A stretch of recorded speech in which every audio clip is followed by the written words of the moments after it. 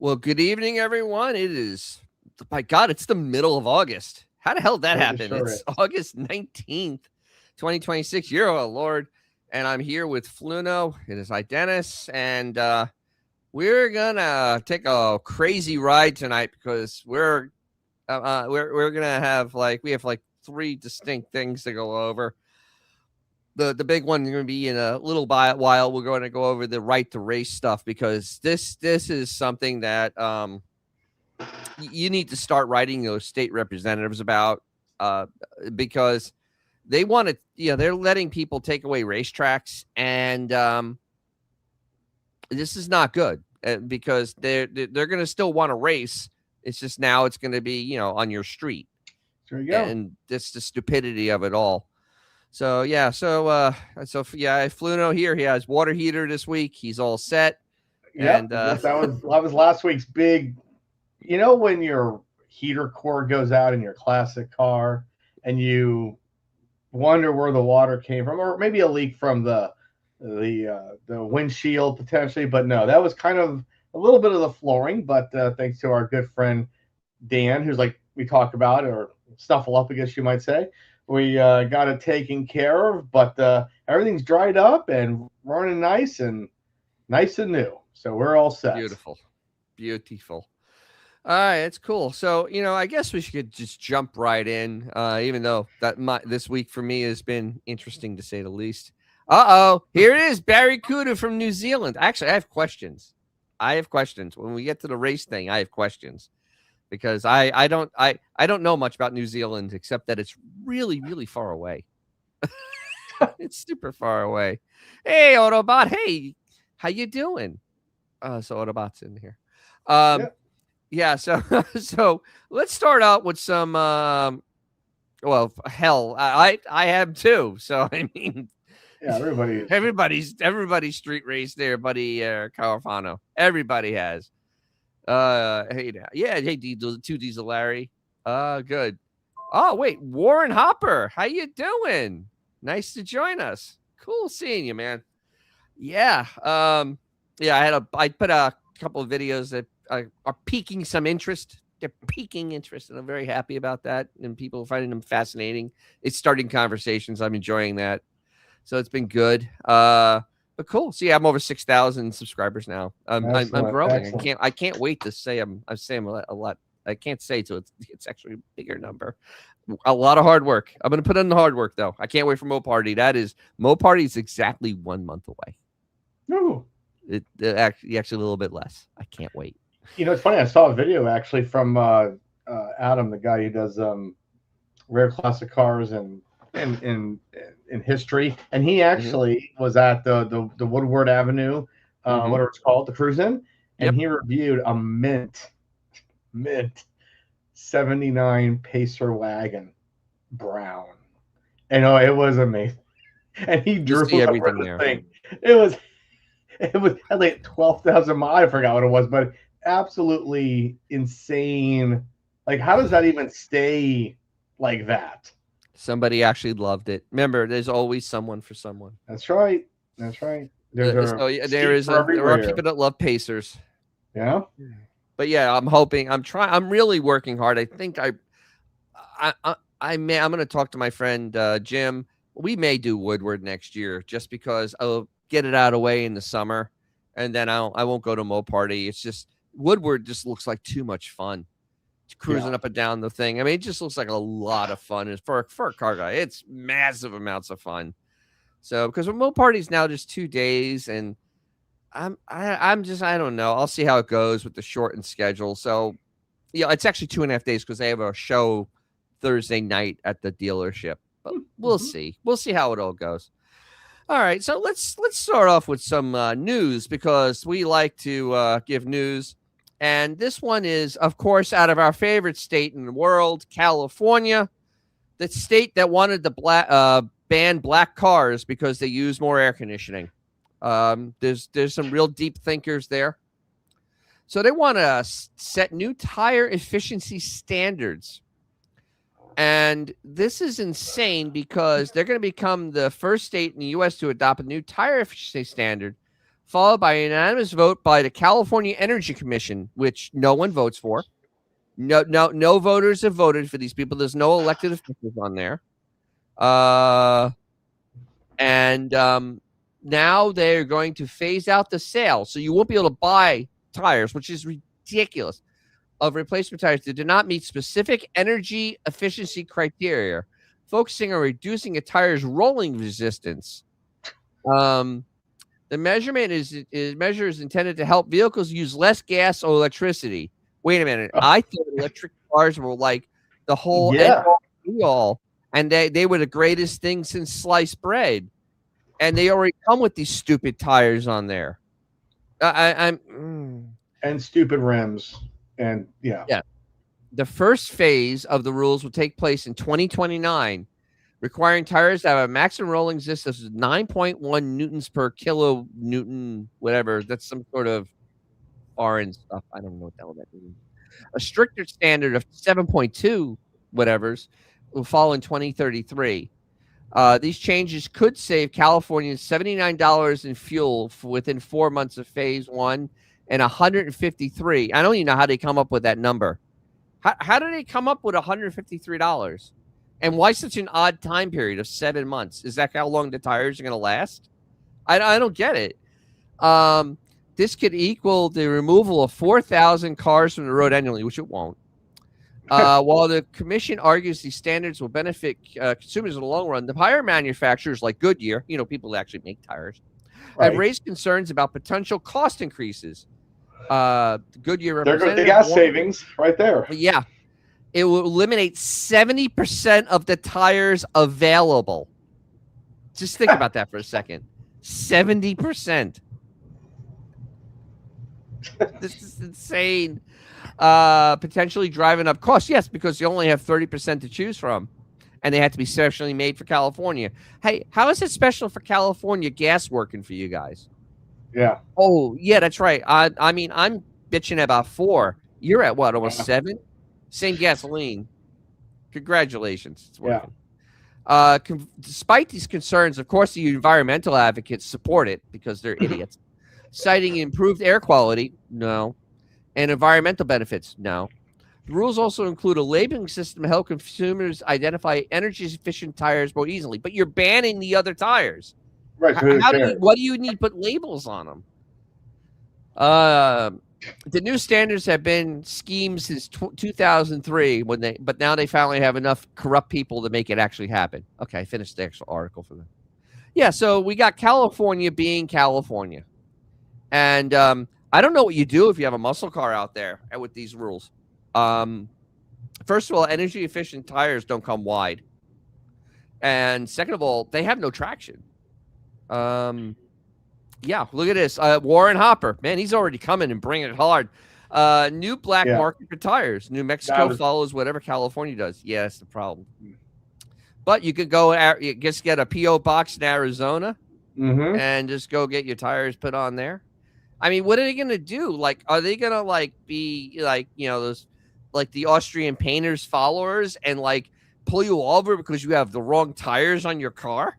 I mean, what is this actually? How is this going to work? And what's amazing is the car culture out there is still massive. I mean, I was back out there. I mean, newer cars, older cars, but they do still love their cars. They love their freeways. They still love far less. I mean, they love their Porsches, Mercedes. So I find this very, very interesting. I have a great idea. They should just use polyglass. That will give you, energy and the same traction on your vehicle. Why not? So this is a ludicrous idea.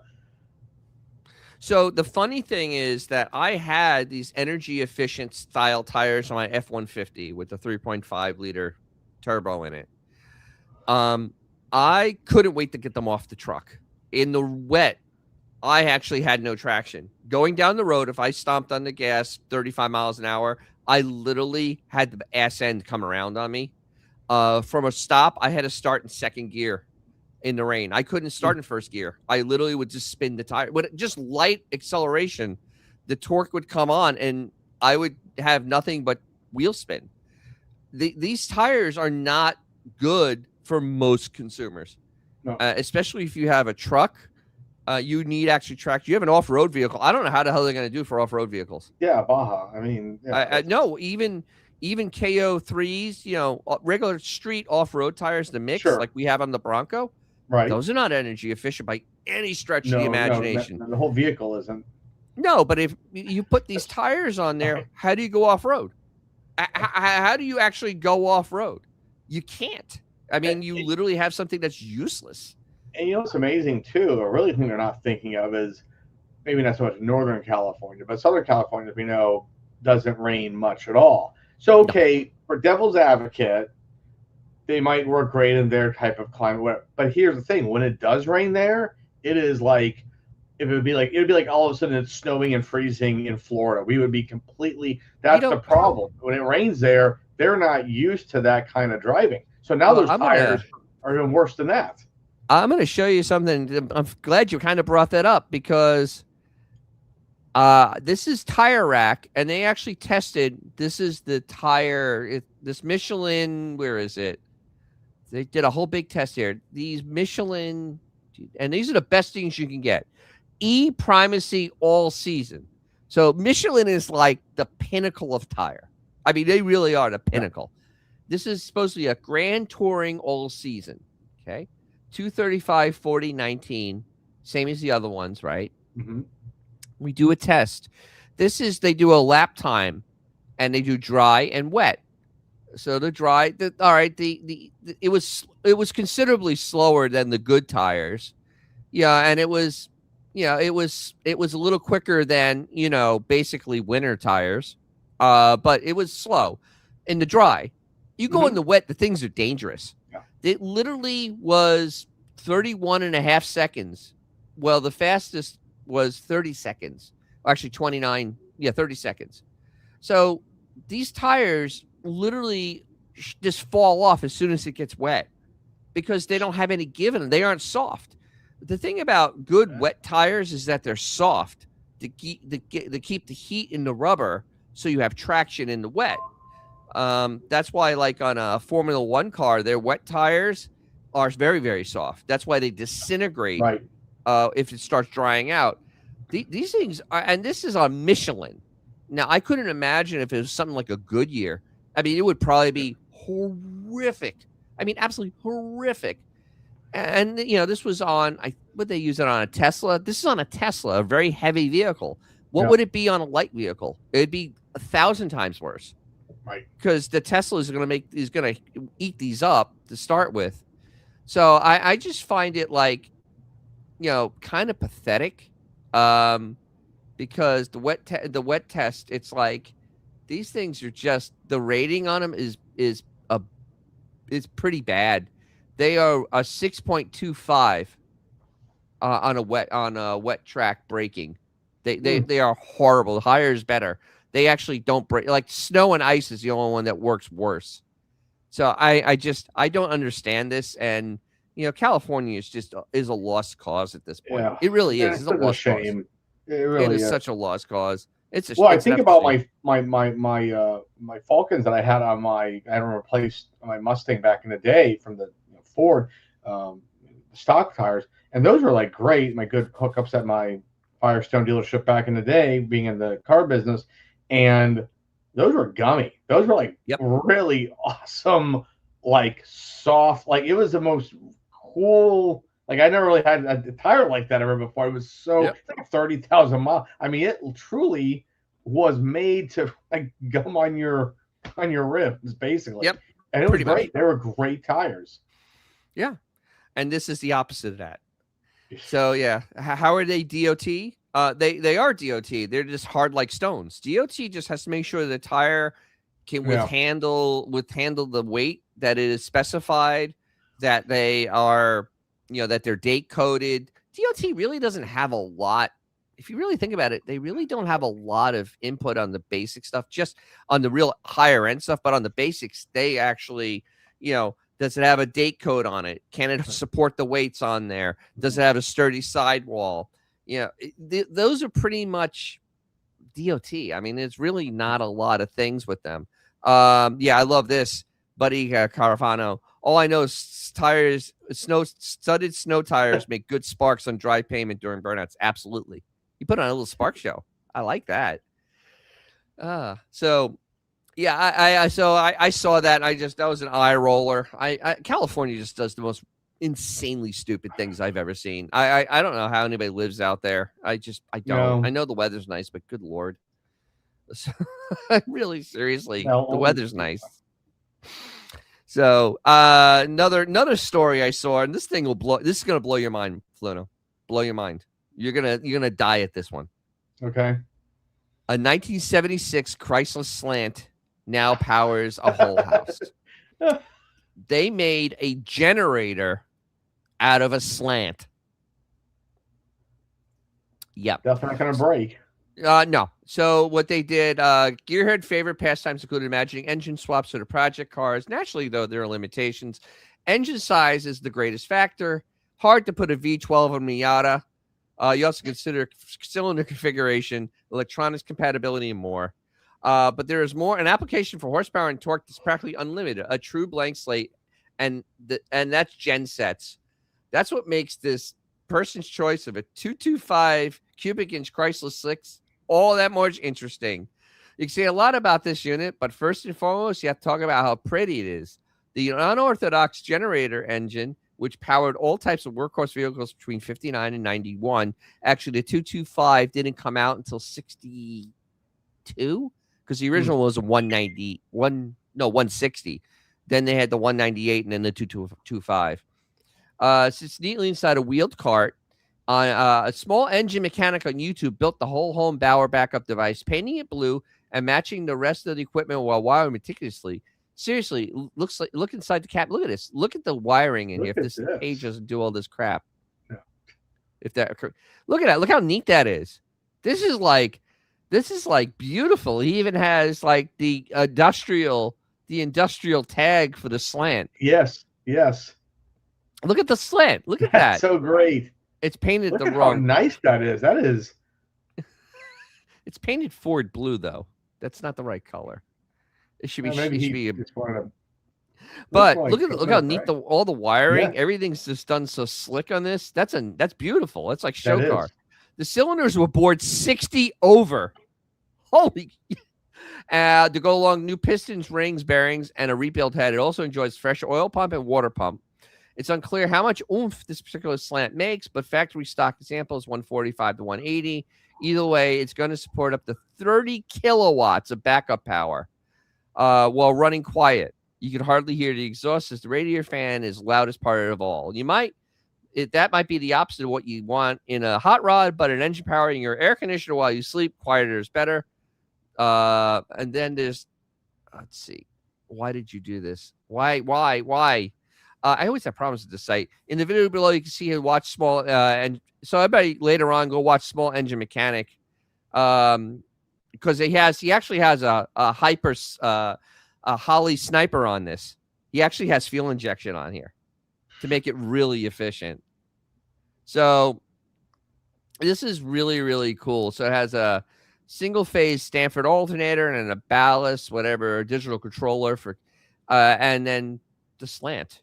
So yeah, so this is somebody being really cool, and plus you have something that will run forever. All you gotta do is keep oil in that thing, and it will run forever. Absolutely, and it's just great stuff. Let's see. The 170. Look at all that. Yeah, isn't that cool? I wondered why tire measurements and mix of metric and imperial. Because it used to be letters and the series in North America, and then they went to the mix of metric and standard, because it used to be like what did it start at? Like C D E F G H. That's where your tire widths, and then you went to the series size next to it. So that's kind of what it was. Like my Lincoln Standard were 9.5 by 15, and it was just a straight up, width and diameter, their size of the rim. Now it's all much more. Yeah. My brain just went numb. It's more selective sounding. Right. I've heard as part of their training, the Israeli army were trained to how to rebuild the Slant 6. Yes, because they know after nuclear war, that's the one thing that's still going to be running. It would be good to run on natural gas. Yeah, actually, probably, but he hasn't hooked up for gasoline, I guess, for simplicity. But the thing is, natural gas, you don't get as much power. You actually lose a lot of power in natural gas. Slant 6 is used to power all sorts of, yeah. Oh, yeah. Chrysler Industrial was a huge thing. And actually, most of the early Hemis were used by Chrysler Industrial. They weren't really in car. There wasn't really, it was a car engine, but they found out that because the Hemi can burn anything, that actually was why all those air raid sirens and all those pumps or whatever run on the old style Hemis, because you could run crappy gas and it would keep on going. Dean Wormers said no more fun of any kind. Yeah, so I thought that was a pretty cool thing. That guy really that guy did something kind of neat. So let's move on, because I can't wait to get to this right to race. But so let's start on our pathway for Stellantis, because why not? So remember how I've done videos on this, other people have done videos on this, on these modern cars are not collectibles. They aren't. Don't treat them as one. You're an idiot if you do. So here we go. We have, you want to see how bad it is? Kansas dealer sells still new 2022 SRT Charger or Challenger for 79 grand. The sticker on this car was $93,000. Yeah. They took a bath on this car. And it has 100 miles on it. So now this is a car that was never titled. Right. The dealer had it, never titled the car, and it only sold for 79. So your 4-year-old Demon super stock that you have a title on is now worth less than this car. Considerably, because this is a brand new car. Yours isn't. Yours is a used car. Right, Fluno? I mean, isn't that like the big difference? Absolutely. Yep. That is. The minute you title it, it is it's my old boss said, everyone drives a used car. I mean, that's the funny thing, but yes, it is. And your 4-year-old, if you bought that in 22, you probably have approximately maybe, conservatively, 40,000. If you're driving it 40,000 miles, so now it's really, but that still has 100 miles. So, and they were 100 miles on it. They probably had to put new tires on it from sitting, and they might have had to flush things. Who knows? If it's been sitting that long, baking and just sitting around, that's terrible. But this is the silliness. I see lots of boomers, and it's mainly boomers. They took those cars, and I'm not only putting miles on it, or they stick it away because it's gonna be worth. No, it's not. No, it's not. It's not. No, it's just not. The computers on them. If that computer goes bad, that's a couple grand. If something happens in the engine, that's many grand. There's no way it can be a collectible car because it's too complex to be a collectible item. That's why, like, a 10-year-old computer is not collectible. It is basically, it's disposable. So I'm so befuddled by any of this. It just makes things insane. I saw that article and went, yeah, that's about what's going to happen. And what's amazing, Dennis, is that even though, I know we talk about, the title makes it a used or brand new car, but that just goes to show that although brand new, legally speaking, it is a 4-year-old car, and it dropped. In the reality, it depreciated already. So, yes, by all cool car lingo and this and that, yeah, it's a brand new car. No, it's not. It's a 4-year-old vehicle that's been sitting, and yes, you're the first title with 100 miles, and you got them to knock off X amount already because nobody else wants it. Yep. And think about how long they've owned that sitting there. They've paid it off. That's the dealership's wallet that money has been sitting on their lot right there. And the other thing, it's out of warranty. Absolutely. Yeah, that's right. Sure is. So when that engine seizes up for not being driven, you're done. Actually, technically speaking, once it's titled, in service date. So depending on how, I mean, again, I'm going to be ignorant on that, but that was always the thing, is when is the in-service date? That's when you they get it at an auction. How does that work? Oh, okay. So this wasn't actually sold at the lot sitting down with the paperwork. They thought and they putting can it. make more money by bringing it to an auction, and they got Oh the no, ass that's a handed to whole them. other ball of wax. Yeah. All right, let's go through the comments a little bit because this is kind of fun. Hey, boom. Warren, man, he's bringing it. Known a rancher that used a 318 for well pumps. Yeah, I could see that. 318s just run. One day mine will go back in my car, and I really mean that. Let's see. Barry Kuda, of course. Russians used in Mother Russia. We use Forceland 6s in our tanks. Here we go. LB Bruins took the Speedo out of a 66 Newport. Had to send it off for repair. Pain in the ass. Yeah. You have to pull the cluster out on any Chrysler, and it's not fun. My Speedo needs to be serviced. I don't want to send it anywhere. And because I can't use the car if I don't have a Speedo, because I don't want to do that. And yeah, so the local place in Tampa never returned my calls, but it's literally a 2-hour job just to get the Speedo out. Yeah. I mean, it's just, they made it almost impossible. Yes, Chrysler made Speedos hard to remove on purpose. No, I think it just did it on purpose because they did. It's still easy to monkey with the odometer on them. It's not very hard. But I mean, can you do it? It's sealed. I guess it is sealed in the back, but it's still a pain in the ass. It didn't need to be that difficult. It really didn't. And plus, they actually have the markers on them that you can tell if they've been screwed with. Yeah, interesting. Yeah, they have the little die things. Mm-hmm. Almost one. Oh my God, I was close to the 5-pound hammer. Yeah. Oh yeah. It's gonna go Ernest Borgnine on it. There's an old reference, Ernest Borg. Let's see. Barry Cooter, I've heard of anti-frost windmills and vineyards that are 460 V. Wow, they don't care about fuel economy. No. Holy crap. No. They're burning some fuel. You know, you can realize you could probably do those windmills with a slant and it would probably be just as efficient. But a 460, I mean, that inhales gasoline. Jesus.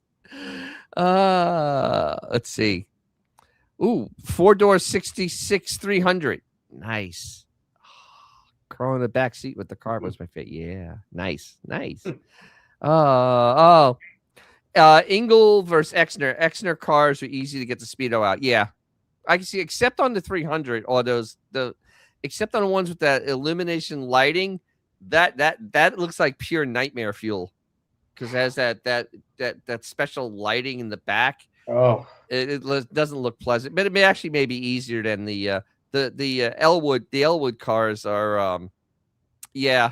There are certain things on an Elwood car that are just not pleasant because of the packaging. So I would say, like, they would joke about the 64, 65 Lincoln, that the car was built around the dashboard because there really is no way unless you find it magically. And of course, that's where your the amp meter also control things. And as paper disintegrates, fires happen. Yes.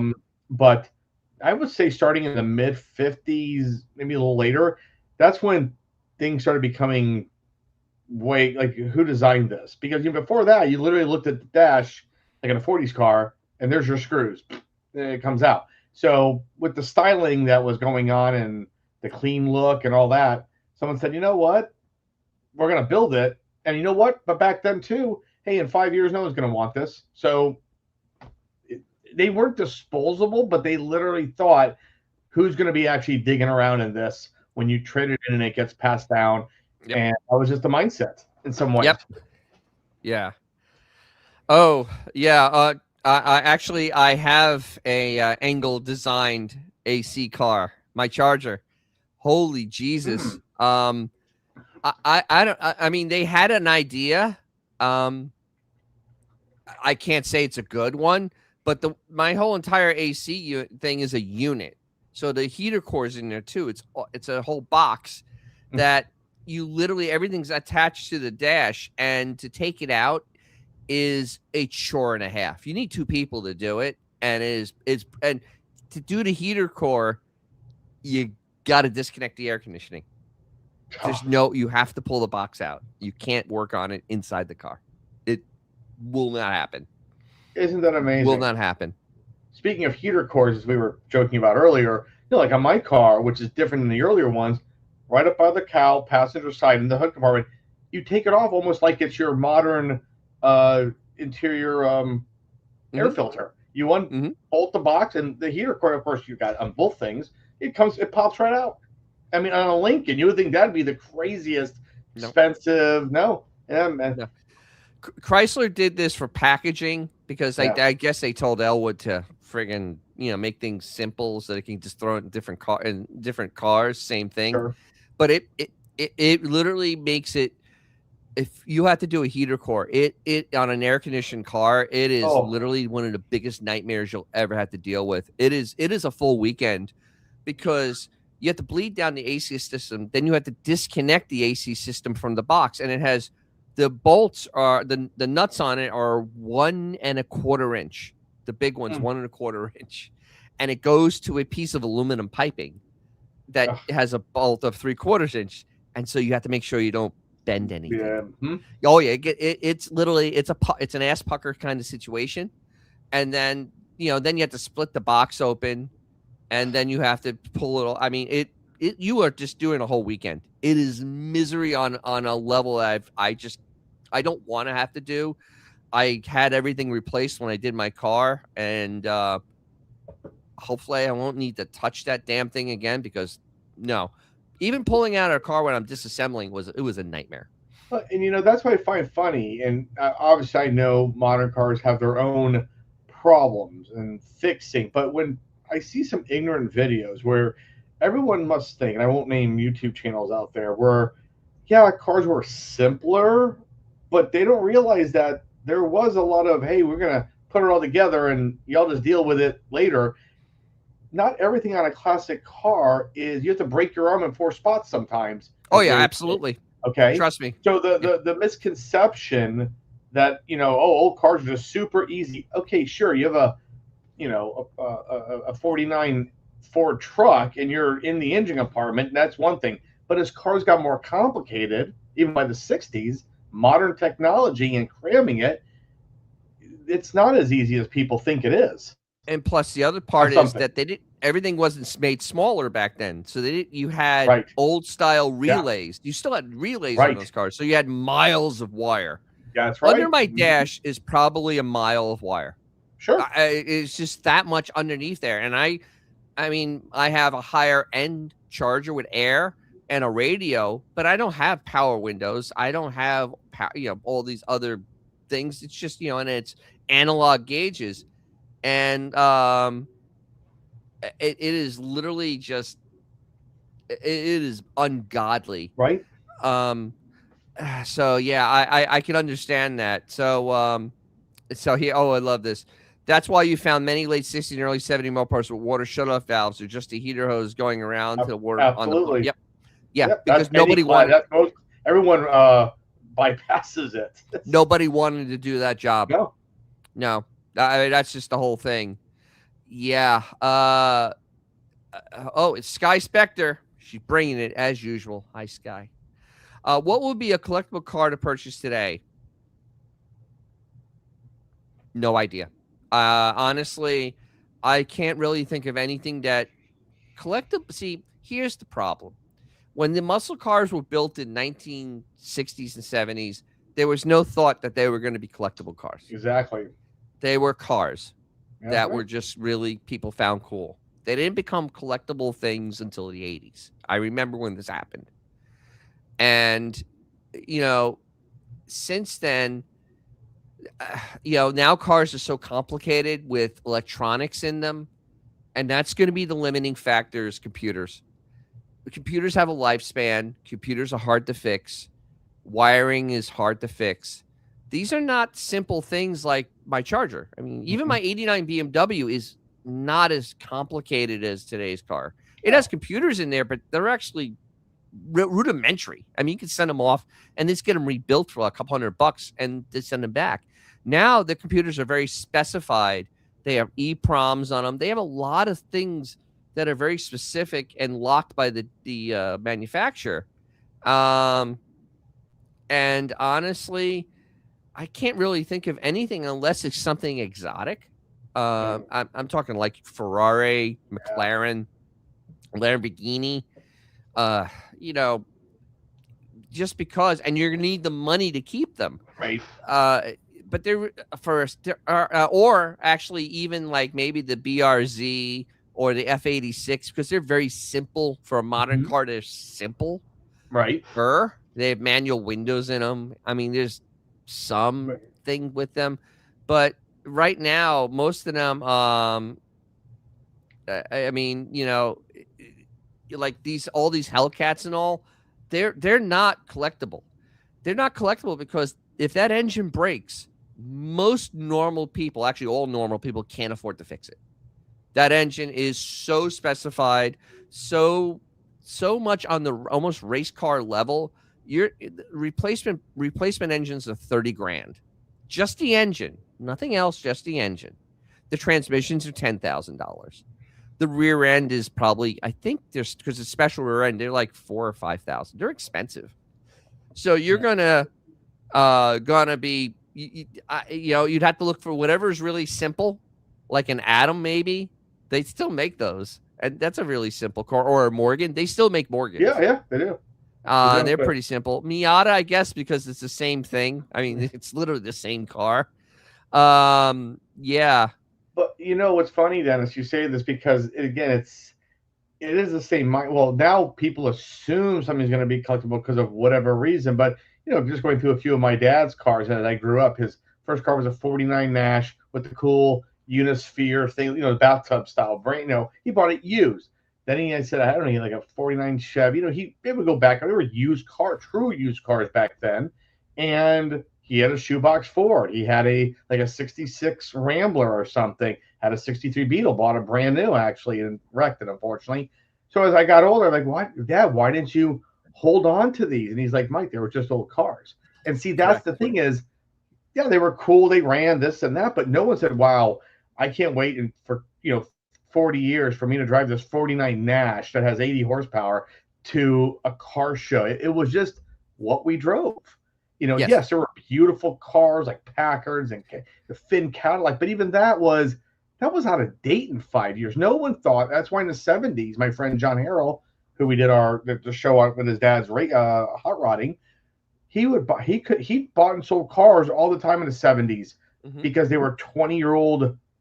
We think of them as beautiful cars, but they were old cars. Yep. He had a '58 Cadillac he bought for $300 in high school. In high school, that was a old. He loved it. Old car. So now we love them, and they were still cool. But everyone looked at you like, oh, you've got a 10-year-old car. So yeah, Hmm. there you go. See, beautiful, 38 beautiful Packard. vehicles. Yep. But nobody in 1958 was thinking, well, I really want to drive my '38 Packard. I was trying to convince some people No. is that Yeah. a hot rod. I hate to say it, but the Model A's of this and that, they were really old cars that were cool, but they were done that way because the kids could afford something.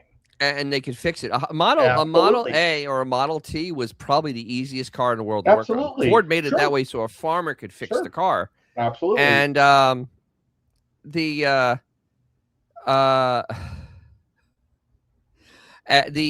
my friend Jim, who grew up in Tampa, they had a Model T.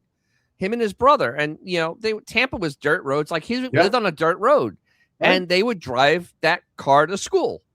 And I mean, this is late '60s, and they Yeah, would drive the car to school. But it was a cheap car for a couple kids to have. Model A Nobody was a thought about Model it A or being Model collectible. T. What? It was a Model T. Yeah, a later Oh, Model wow, T. Yeah, wow, that's right. They made them up to 27. exactly. Right. Yeah, you're right. And the other things, my uncle, I always asked when I was young. I think I was like 14 or 15 years old, and I was fully into cars at this point. And I asked him, so he had a lot of cars. He had his Super B, and he had that car up to 1973. And I asked him, so why didn't anybody hold on to these cars? And he went, because you figured back then that in a couple years the car Hmm. would be better and it'd be faster, and you just hold on to that car and just buy a better car in 2 years Right. or 3 years.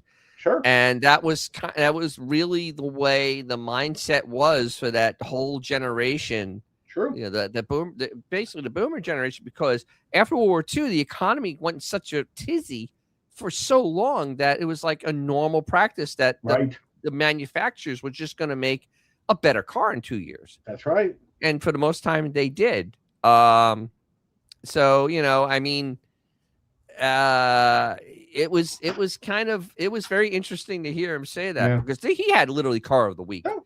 Dude had so many cool cars in his life and never thought about keeping any of them. No, that's exactly. I guess what I think, Mike. Just a car. In fact, for next week, I'll try to find out. I do have one of my dad's buyer's orders for a used car. Obviously, I think it was a '60s Rambler, and like salmon color.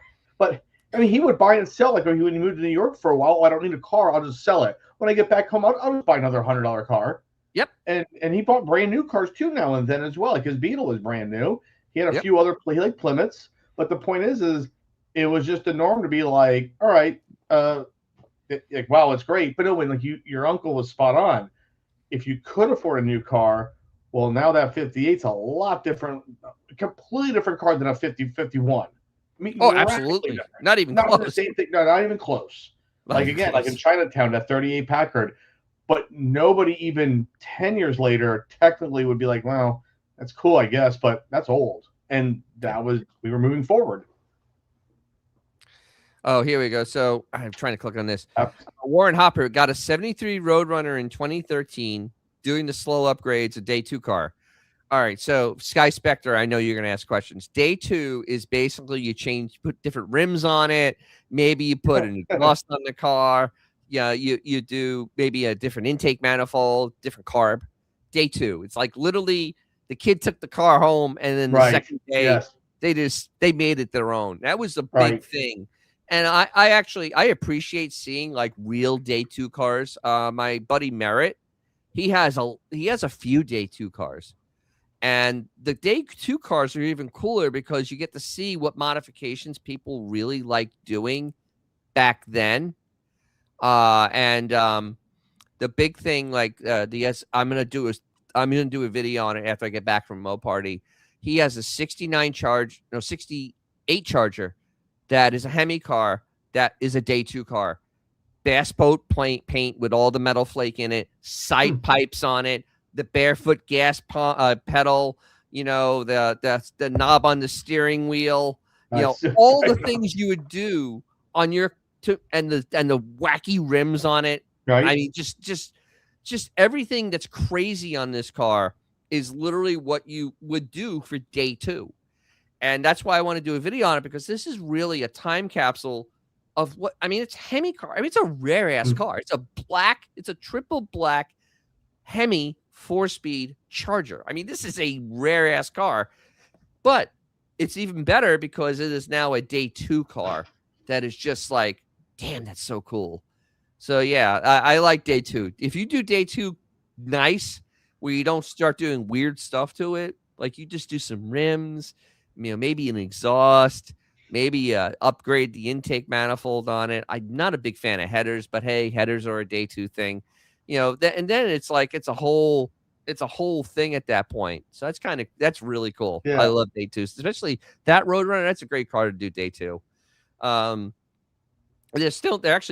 not that common. So that's the thing. So I wonder, it's a 400. Yeah. So actually, with the 400, you can throw a 440. And nobody would actually 400 is pretty good. You could make them pretty powerful. So yeah. Let's move on. All right, let's move into the more Stellantis stuff. We're just kind of power through this because why the hell not? Because they made a really big deal about this. I don't remember last year I was talking about this. I don't know if you remember. They were talking about the Belvedere plant. They were making such a big deal about it. The UAW was, oh yeah, it's going to be open in 2026. So now the pump plant's going to be open in 2028. They're going to need to put another $200 million into it, $800 million. They're supposed to be building the Jeep there. Probably not. It's going to be on the STLA 1 platform, so it's not even a Jeep platform. God only knows. So back in 2023, Stellantis definitely idled the plant in Belvidere, Illinois. Illinois. Uh, it built the Jeep Cherokee. They moved that to Mexico after the closure, and they still haven't moved it back. So your Cherokee is now Mexican. Mm-hmm. So they're going to try to do second half of 2029 production with this. So this is still, and here's the thing. This is basically the way the Charger is. The Charger is running on this platform, the STLA platform. This is what the Charger is on, and it's the same platform as a truck. That is why the damn thing's so heavy. So there, so there they are. They basically lied about this going to be actually open. I don't even know if this plant will ever open. I don't think they'll ever move production back from Mexico because they're going to assume that there'll be a change in the winds and that they don't have to. And I don't see them reopening this plant. Why did it close to begin with? Because they moved it to Mexico to cut costs. Oh, okay. No. After they gave the UAW. Why would they reopen it? That that's like. Yeah, 25. After they gave the union a 25% raise, they had decided that they should cut and run. So let's start with the cope because we have lots of cope to do, and then we'll have our update on the Charger sales. Here we go. The glory days of Mopar performance are coming back, thanks to SRT. So this is the cope. So Americans spend about $500 billion on replacement car parts each year. Business isn't bad because high prices for new cars are forcing a growing number of people to keep their older cars on road longer. But there's a sliver of the business, about 1/10 the size. It isn't just about routine maintenance, but new tires, wipers, replacement brake pads. We're talking about performance parts, kicking up the horsepower, and making more noise. These be extravagant options of many car owners, but the constitute. Gotta have equipment for car enthusiasts, young and old, who want more than the factory is pushing out. These devout gearheads are spending a staggering $50 billion each year on new exhaust systems, bigger turbos and superchargers, sports suspension, even turnkey crate engines, according to SEMA. SRT direct connection on the rise. I think we're gonna have to examine this because the direct connection catalog is basically a pamphlet now. I don't even understand this article. Stellantis is trying to grab a bigger piece of the pie. Mopar has long been associated with Chrysler Company parts and Go Fast goodies, notably through the heyday of original muscle car era. Now Mopar is only part of a quickly growing empire. Chrysler launched Direct Connection in 1974 and as a factory-backed performance part and racing division, giving professional-grade hustle stuff to everyday enthusiasts along technical catalogs, modified device. Chrysler retired Direct Connection, the brand name, in 1987, became Mopar Performance, which I have catalogs of. Today, after a corporate shakeup at Stellantis, installed new CEO Antonio Filosa, brought performance-minded Tim Knuskis back from retirement. He probably should have stayed there. They revived Direct Connection product, offering and getting new attention for Stellantis, especially this week Suburban Detroit, as the page dances on us. Hundreds of thousands of classic cars at Woodward Dream Cruise. So now here we go. Here's the Charger dud. V8 Dreams could be about. No, they're not. I love how they keep on. This is part of the cope. Why I wanted to talk about this. They're still trying to say there's going to be a V8 in this car. No, there isn't. It's not. There is no V8 coming to this car. Please just stop. Stop now. Please stop. It's enough. It's not happening. So they're gonna go over here. Knock market to not be ignored. So now you can get a $3,500 catback exhaust system, $3,500, or a $2,700 diffuser. You could buy a $33,000 Elephant, which is basically a 6.2 supercharged crate engine with 1,000 horsepower. Yeah. So this sounds like just for the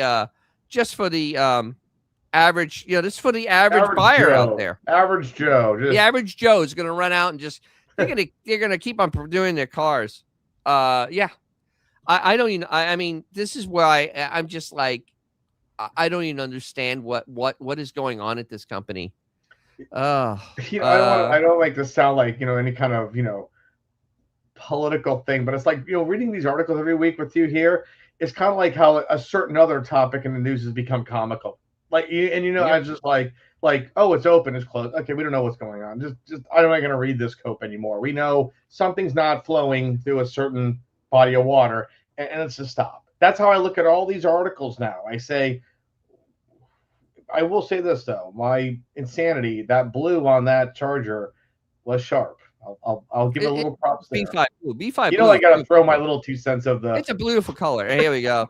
LB Bruins. He learned a lesson. Did a quarter mile in a 73 Mach 1 Cleveland, a 2-barrel, and he lost to a 72 318 Duster. He had a SP2B and an AFB on him one night. Yeah, it's easy to do on a 318. To put it in now, that's too easy. Intake manifold and a carburetor. And that Duster, you're going to have a hard time beating a Duster with a V8 in it. Dusters with V8s in it are fast cars. They don't weigh nothing. They're under 3,000 pounds. Yeah. Yeah, the UAW is a joke. They told the GM stamping plant in Indy that they would have to accept a pay decrease for new hires or close the plant. They refused. UAW closed the plant. It's now an amphitheater. Yeah, that's the union is great at killing business. Yeah. Yes, my uncle was very cool. I actually had the convertible. That's the car I brought back from Vegas. So that was his car. Oh, so, that's the uncle. Okay. Yes. Let's see. Yeah. Uncle Tony said about the Dodge. Yeah. Well, we've been saying that ever since they introduced the car. I've been saying it before they introduced the car that they need a Dodge Dart. This is not gonna. They're not gonna succeed with this car. So let's go with some. You want some massive cope? You ready to get some really massive cope, like sickening cope? All right, let's get the sickening cope because it's from Mopar Insiders. Oh God! Oh, it's from Mopar Insiders. What is keeping the Dodge Charger 6-pack from being a hit? Oh. High prices, no affordable model, and lack of V8. The V8 has nothing to do with it. Create major challenges. The 8th generation Dodge Charger 6-pack would be an easy car to sell. It delivers a serious performance, standard all-wheel drive, which is not a selling point. Enough interior room to carry an entire family, maybe. However, the new Charger is not generating the sales momentum the Dodge expected. I don't know what they expected. Many enthusiasts immediately blame the absence of a Hemi. No, that has nothing to do with it. That's the Hurricane. Maybe the is Henry the problem. Ford theory of you can have every color for free as long as it's black. Exactly. The twin turbocharged Huracan is a strong engine. That's all for new. We don't know how it is at 100,000 miles. So, I mean, you get this article kind of forgets that people that buy cars have intelligence. And when you have a new engine, especially one twisted this much, my first worry, will it make 100 grand? I mean, really, will it make 100,000? Probably not.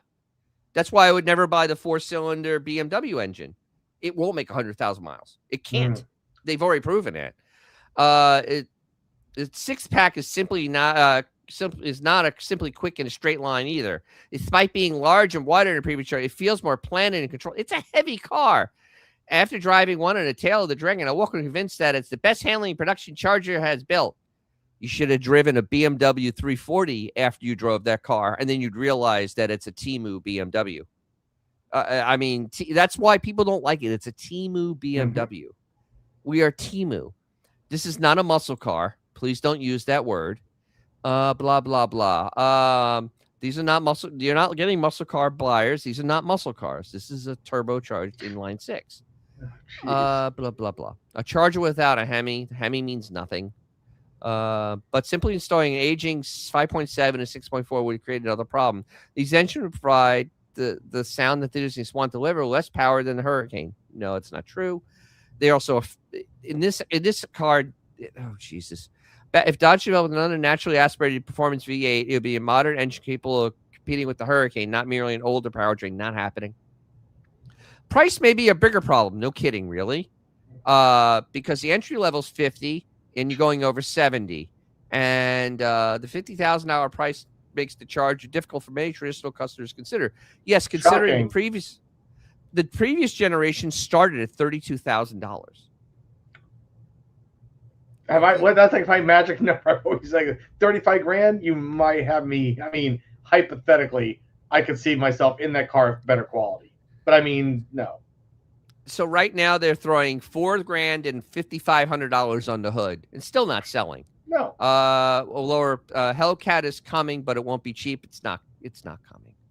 It's not coming.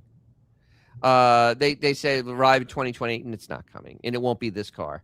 No. I completely doubt this. And if it does come, it's gonna be $120,000 car. So who cares? At that point, it doesn't matter.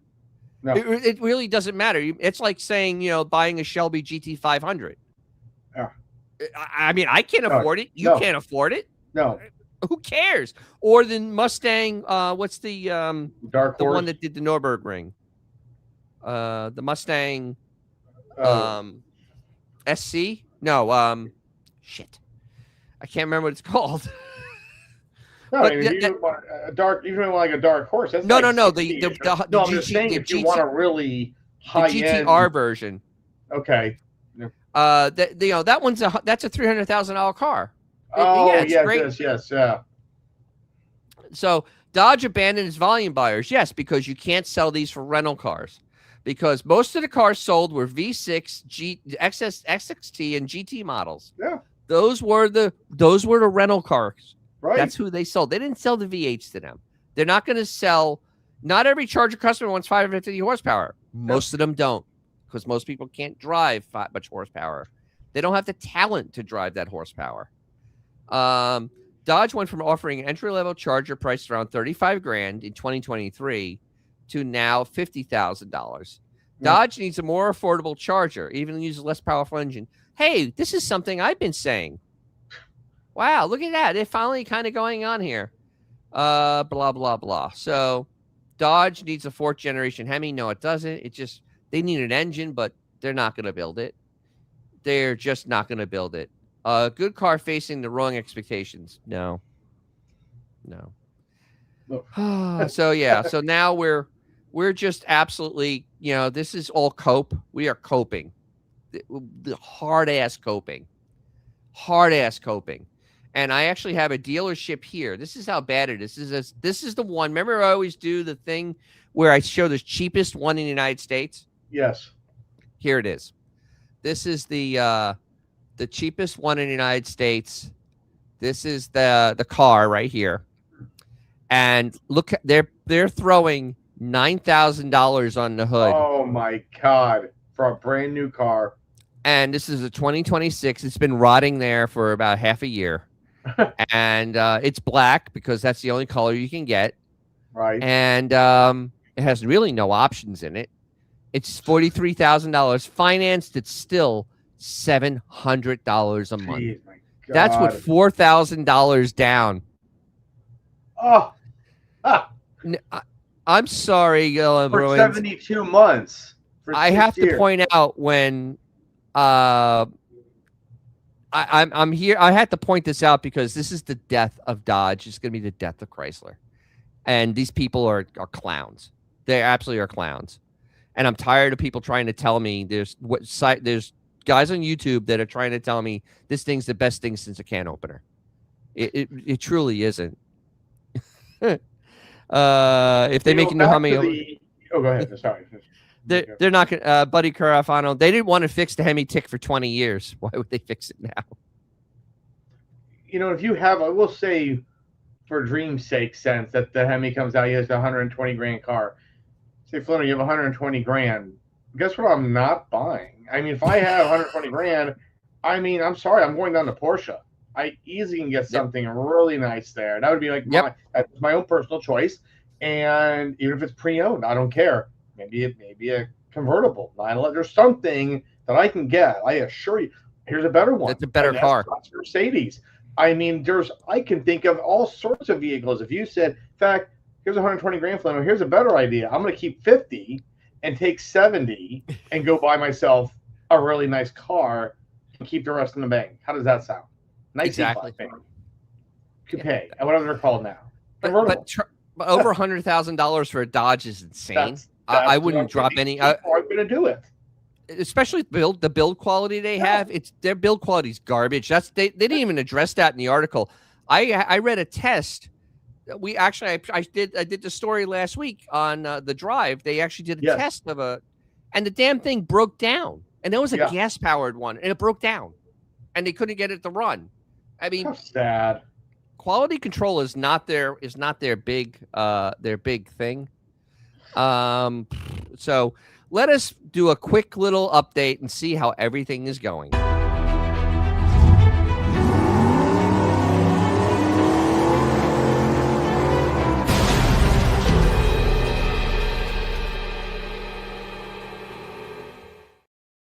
All right, Cluno. So they've been throwing money on the hood, like $9 grand. 10 grand, why nice. 10 grand on the hood. That's before you negotiate. 10 grand on the hood. Clearance. It's like, well, it technically kind of is. It's a fire sale at this point. Yeah, it is kind of. So let's see how we're going here. All right. So last week we had 10,424 on the lots. We had 10,736 total. That's including being built and shipped. Mm-hmm. So there was like 300 being shipped. And this week, I know there's 200 of them being built. Why? I don't have a friggin' clue. So let's see how we're doing this week. We're down to 10,603, around 10,200 on the lot, which is a lot. That cheap Charger's still there. 45, it's still there. Yeah, all yours. So they sold, from my math, they sold about 300. No, they sold about 300. Yeah. Which is still only 15,000 cars a year, which is still not enough to justify a car. It's not enough to justify the development of this car. It's not enough to justify anything. This car is a failure. I don't care how many colors you try to come out with. Yeah. This car is a failure. And is that including the 27s in there? Or is that just 26? There are 27s on the lot now too. Okay. There are 27s. I don't know how if you're a salesman, how do you move? You can't sell the 27.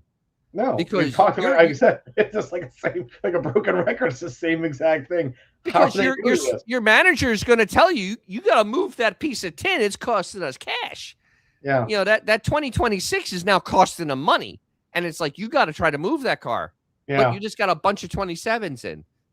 And meanwhile, you're like sweating out the gazebo, having your like 18th cigarette because there's nobody there. Like, so now the 27s are going to rot on the lot. I mean, it may be the ones that come in today. It may be 6 months before they get sold. At the pace they're going with 10,000, selling 300 a week. I mean, that's optimal 300 a week. I don't think it'll continue. This is car selling weather, and they have a lot of money on the hood. But even then, you're talking almost a half a year. I mean, seriously, like what about 30 weeks? 30 weeks? Think about this. They actually could have made a car that reinvented Stellantis. They could have made that. We talked. What have I said the whole time? Oh, 32 to 35. Just something. Give it 250 horses. Just have it fun. 2-door, 4-door, doesn't matter. Like the old one.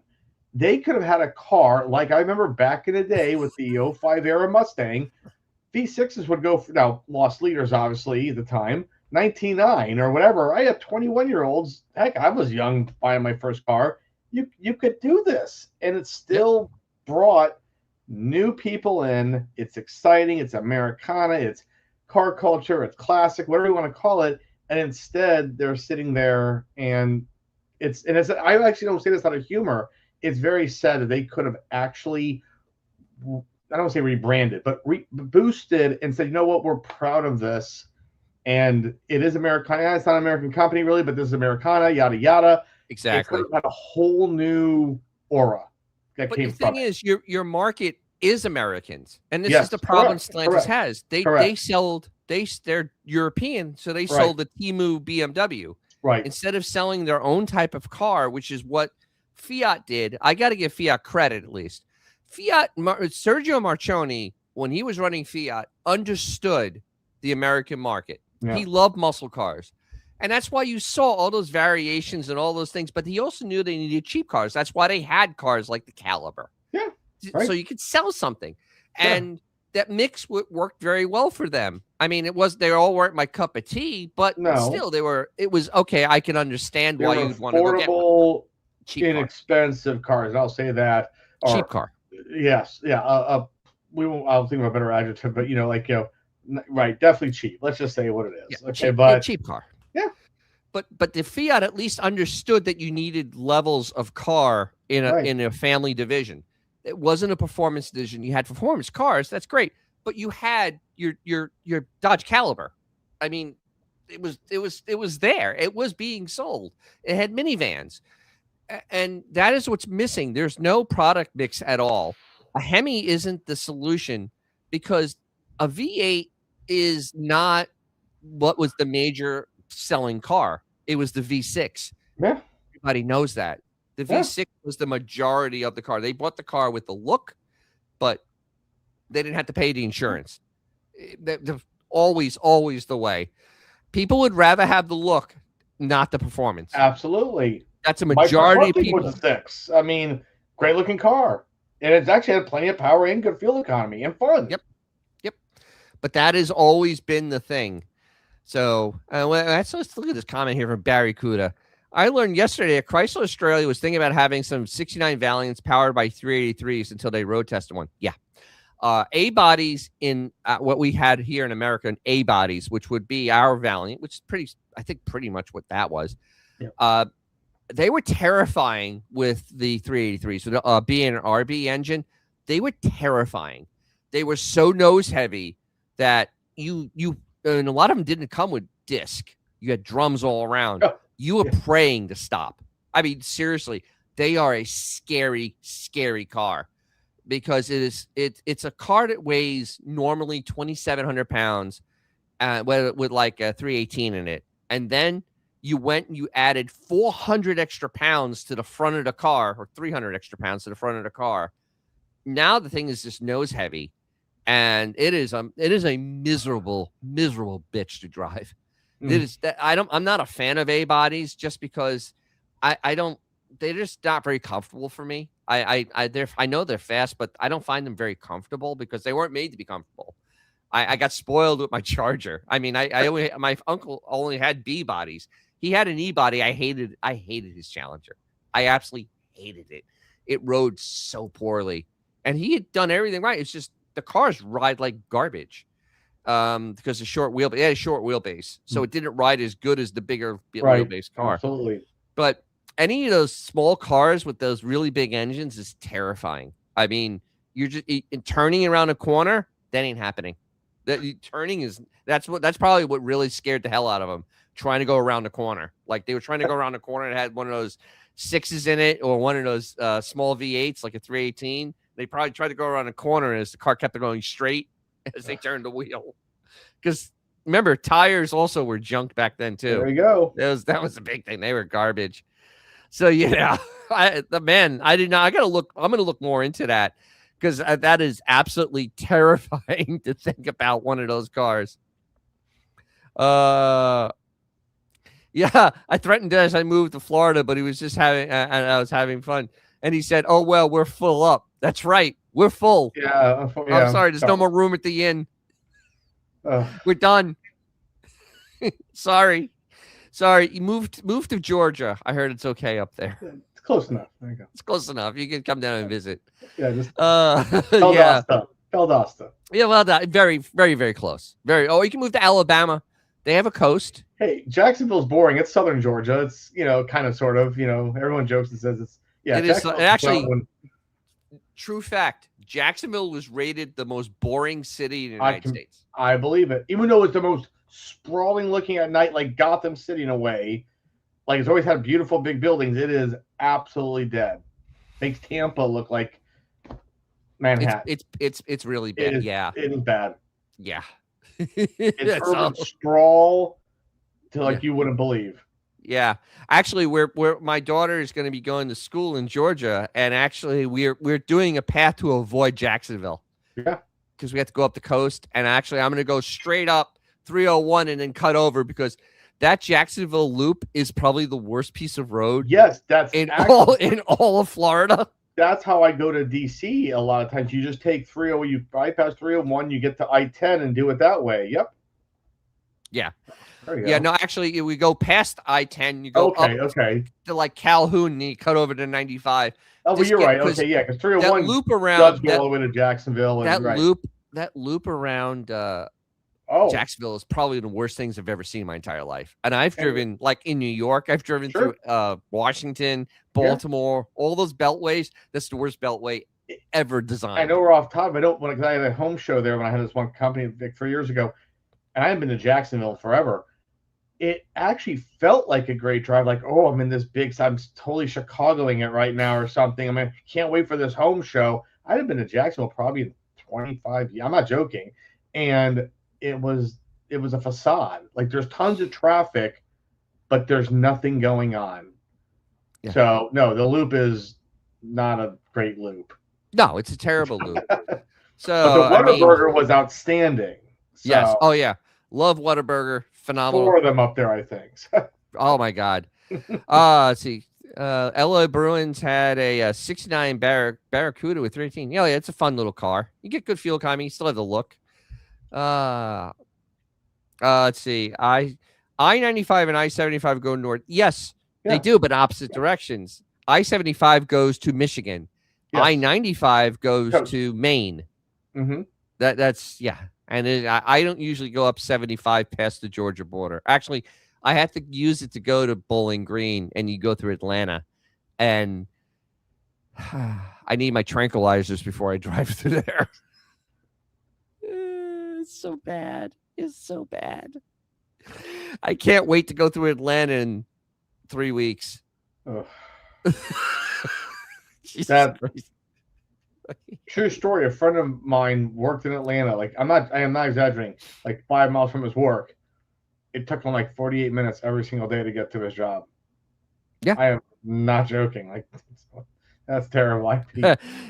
Jack and Rod, this Florida native is GTFOH.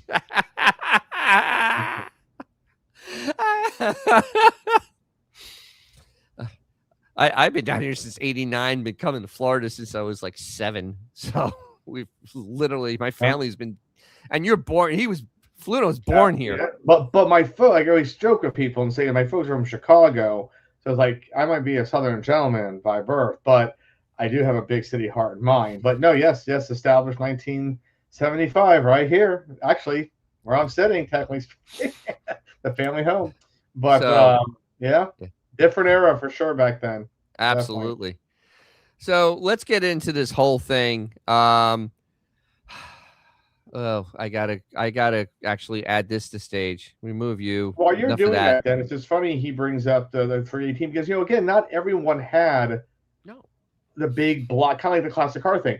You just wanted a fun car, affordability. You might have had the 6-cylinder, but it looked great. My Charger, my Charger's the ultimate example. Okay. That was a area rep car. He got a 318 put in it. He could have had any engine he wanted. Right. Yeah. It didn't matter to him. He put the sunroof in the car, and he didn't care about. A 400 was actually more common in an SE than a 318. The car was already over $4,000. What was $200 for an engine? So that's why, but the 318 gave you 20 miles to the gallon on the highway. The 400 couldn't. It couldn't on any day of the week. But also, budgeting was just like now, a $30, $100. I mean, it's not like today's money. Obviously, it's completely different. That was a big difference. Yeah. Yeah, and it's the other thing. Here, same thing with those small A bodies. Right. 67 Mustang with a 390, great in a straight line, cornered like crap. Yeah. Those cars with anything with a large displacement up in the nose, that's a lot of weight. People don't comprehend how heavy what they call a big block is. Yeah. They're obsessively heavy. My Charger, my 318, 340, they're about the same. I think it weighs 500 pounds dressed. A 383, 413 weighs about 700 dressed. 700. A 440 all steel maybe 750, and a Hemi is close to 900 pounds dressed. I Yeah. mean, it's scary to pull one of those out. It's scary. That's a scary engine. And to think, I pulled that 413 out of that 300G with 2 grade 8 bolts, and that's it with chain, 2 grade 8 bolts in the head, and that was all I had holding that engine up. It's Well, we amazing how talked strong about that, steel how is. that engine and like mine are relatively the same amount of weight. That's a lot of weight going It's a in the lot front of of the weight. car. Yeah. It's mind numbing. Mind numbing. Yeah. Yeah, insurance was definitely going for big engine cars in the 70s, but I don't think this had to do with this area rep, because it was an area rep. It didn't matter. It was an internal car. I mean, the company was going to be paying part of the insurance anyway. Leaving at 3 a.m. Atlanta, yeah, no. I leave at 5. I hit Atlanta at around lunch. And Atlanta's not so bad. It's north of Atlanta. It's a disaster now. At lunchtime, it is absolutely horrendously bad north of Atlanta, and there's no way around it. Yeah, grade 8. Grade 8 that's my friend. Those are my friend. Grade 8. I love grade 8. Stainless steel is also another good choice. That's what I use for my motor mounts to keep them from breaking. I actually have bolts driven through it because I was ripping the driver's side mount on my car. Oops. Where's G Canada to try to make fun of my engine that was breaking motor mounts? He's not here. You notice that G Canada is not here? He's not. He's not. I'm very shocked. But probably fighting one of those forest fires. Yeah. All right, let's get into this. So we're going to be talking about saving racetracks, because this is kind of a big deal and no one's talking about it. They are a really necessary thing that most average people don't understand why they exist. So this is one on motorcycles. Racetracks across the country are closing the motorcycles. Now, this is, I mean, if you think about car stuff and driving, like street racing, whatever, think how much more dangerous it is on a motorcycle, because a lot of things can kill you on a motor. You don't need a lot of things to get very seriously hurt. That's why, tracks, great place to get that out. Riders riding a motorcycle on track is a privilege. Unfortunately, some riders losing that privilege as circuits around the country close their doors to motorcyclists or close their doors for good. So this is the Pittsburgh International Race Complex pit race. This has closed down. So this beautiful track is now gone. Wow. So they bought it in 2011. And they fixed it up, and their track will close at the end of this year. They don't say why, but I'm imagining that they probably sold it for it's 427 acres. They have identified a land developer that purchased it. Yeah. So it's going to become housing. This track is going to disappear, which is ridiculous. Look how nice that layout is. That's like that was someplace. That's like a proving ground. Look at that. That's nice. That was a place for people to go take their car and do stupid things in a controlled environment. Right. But the other thing, Circuit of America, it's now expensive to go use this track because it is made for Formula One. So I can't even imagine trying to go on that track as a track day, because you could still do Sebring in Florida, and Sebring has no worries about closing because it's in the middle of nowhere. Yeah. But Sebring's like $300, $400. You could do a track weekend, and it's not so bad. In April, Boston-based equity firm Cross Harbor Capitals acquired Willow Springs International Raceway in California. The new proprietor, Cross Harbor, promised a complete renovation of all racing tracks, pit, and paddocks. Those upgrades will come at a cost. The dead giveaway is now the Streets of Willow Circuit. So that there's now the other thing is now tracks are getting expensive, because these are people that can actually fight off developers. Developers can fight them off. So then let's see, Cross Harbor, blah blah blah. Still talking about Willow Springs with its corkscrew. So that is a problem. So then we go over to here. And Jalopnik, can anything be done to save the raceways across the country? Because this is really, and they also talk about Pitt, but I know that Moroso down in South Florida has closed. There's rumors of it coming back, but it closed, and it closed because of pricing. It got expensive to run it. There were noise problems. That's why Tampa didn't get a racetrack, because of noise problems, noise ordinances. We got an amphitheater instead. But the only good thing is that Bradenton Raceway down in Bradenton, Manatee County. It's owned by, what's his name? I keep on forgetting his name. He's on YouTube. Doug DeMero? No. Oh, no, No, not Doug DeMero. Hoovy? I don't know. No, not Hoovy. It's Hoovy's friend.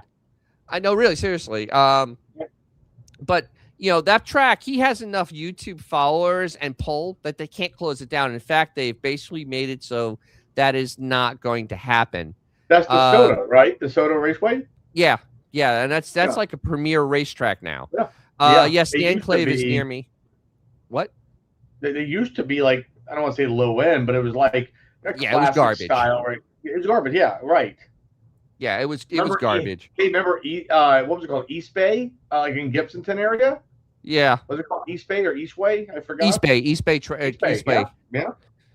But yeah, that actually is only an eighth of a mile now, and I don't know how it's still in existence. Oh, I didn't even know it was still open. Yeah, Cletus McFarland. Up here we have the Zuber Raceway, which is like, for back in the day, I used to see demolition derbies with my dad. So it's still open, whatever they do there. Yeah, Cletus McFarland is part, and he has a huge YouTube thing, so he can scare the commissioners not to build houses next to his racetrack. Thank you for that, buddy, because I couldn't remember his name, but he's the one. Dan and I were talking about him.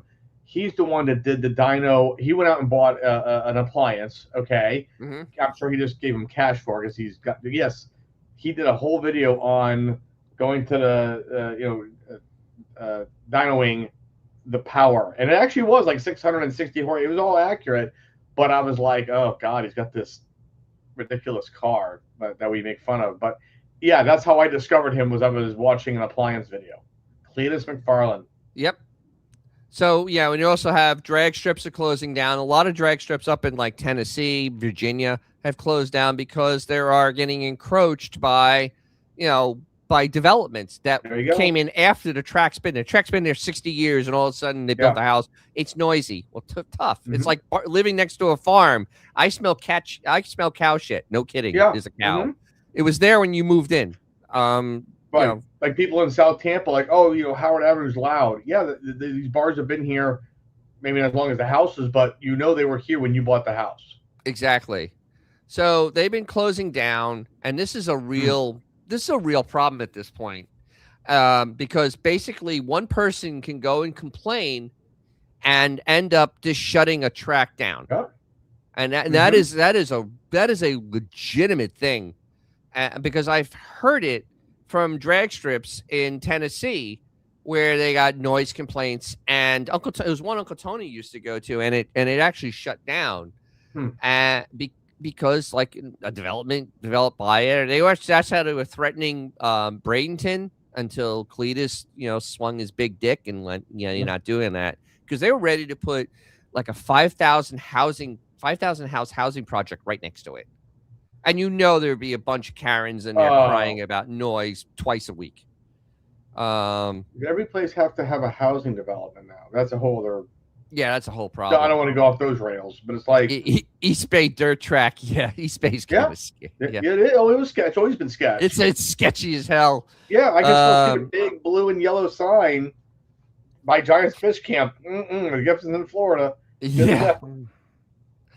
Yeah. So right now there is a motion. And I actually found out about this from, of all places, a PBS video on YouTube of all things. I mean, all things. And so this is kind of a big deal. So right now, SEMA is working, and there are states now that actually have right to race laws.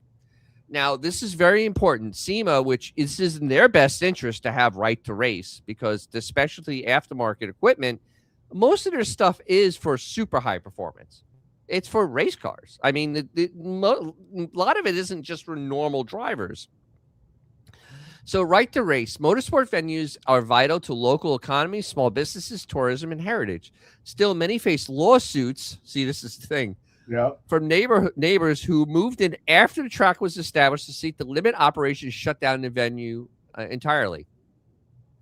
Policy position. Now, SEMA supports right to race laws to protect compliant, long-standing tracks from nuisance claims. These protections ensure facilities that follow all laws and permits can operate without constant legal threats, preserving race heritage, jobs, and revenue generated by motorsports.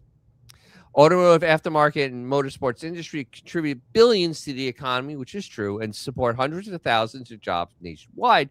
Lawmakers should champion common sense policies to protect racetrack operators and longevity. Everybody listening, please write your state representative. You need to let them start hearing that we need to do these things. This is really, really ridiculous at this point. SEMA and PRI work with lawmakers, track operators, and part manufacturers to advance these protections through advocacy, coalition building, and grassroots engagement. Tracks have operated for decades, deserve stability. The common sense legislation ensures facilities for predatory neighbors who are illegally protesting, preserving both urban and rural jobs, tourism, and community tradition. So these are states. All right. So if these are one that have actually enacted laws, the ones in red, Michigan, Ohio, and Oklahoma. Now, Kansas is working on one. South Carolina is working on one. North Carolina is working on one. I don't know, but these are the only states right now that are doing this. And honestly, this is something that is truly going to be a big problem for us because without being able to have a controlled environment for people to do stupid things, you're going to have them doing stupid things on the street. And I was just, and honestly, Tampa is the perfect example. In Tampa, there was a thing called Gandy Boulevard. Yeah. It was a bridge, and they had the Gandy Bridge up until about 5 years ago, maybe 10 years ago. That was the place that on Saturday night you went and drag raced. You know why? There was no drag strip near here. So you went there and you drag raced over the Gandy Bridge, a public road, which had little traffic, but still a public road. And that is literally what happens. Trying to get rid of the places and legislate doesn't get rid of the actual desire or want to do the activity. Right. That is not the way. That's not the way life works. We never learned this. They don't, because Tampa, like I said, we could have had a motorsports park where we have our wonderful outdoor amphitheater that has no roof on it, but instead we ended up with an amphitheater that makes more noise than a racetrack because they have more concerts than racing.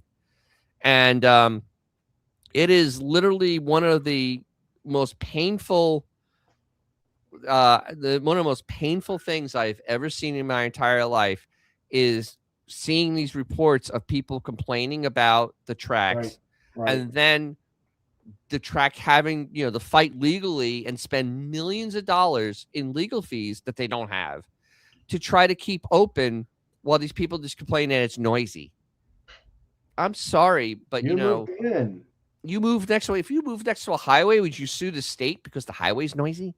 I mean, if you move near an airport, would you sue the airlines because the airplanes are noisy? I mean, those are all the time.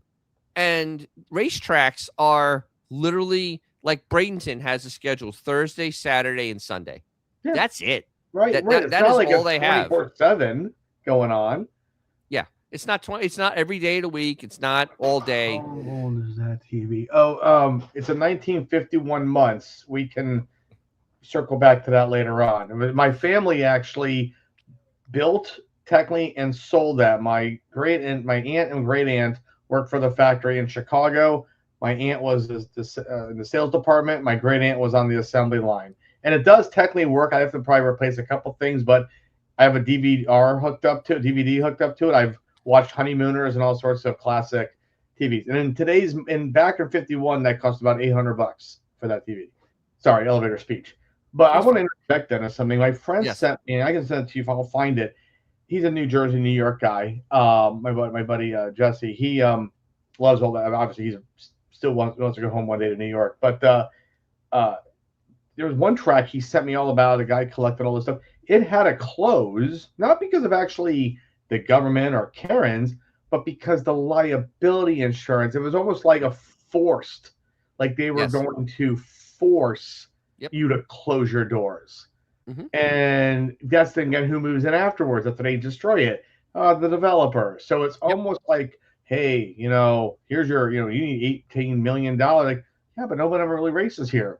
It's almost like this disgusting sidebar that makes these people. That's why they eventually. And I'll have to look up the name, but it was Yeah. classic. I think it opened like in 55 or something, and then overnight, done. Yeah.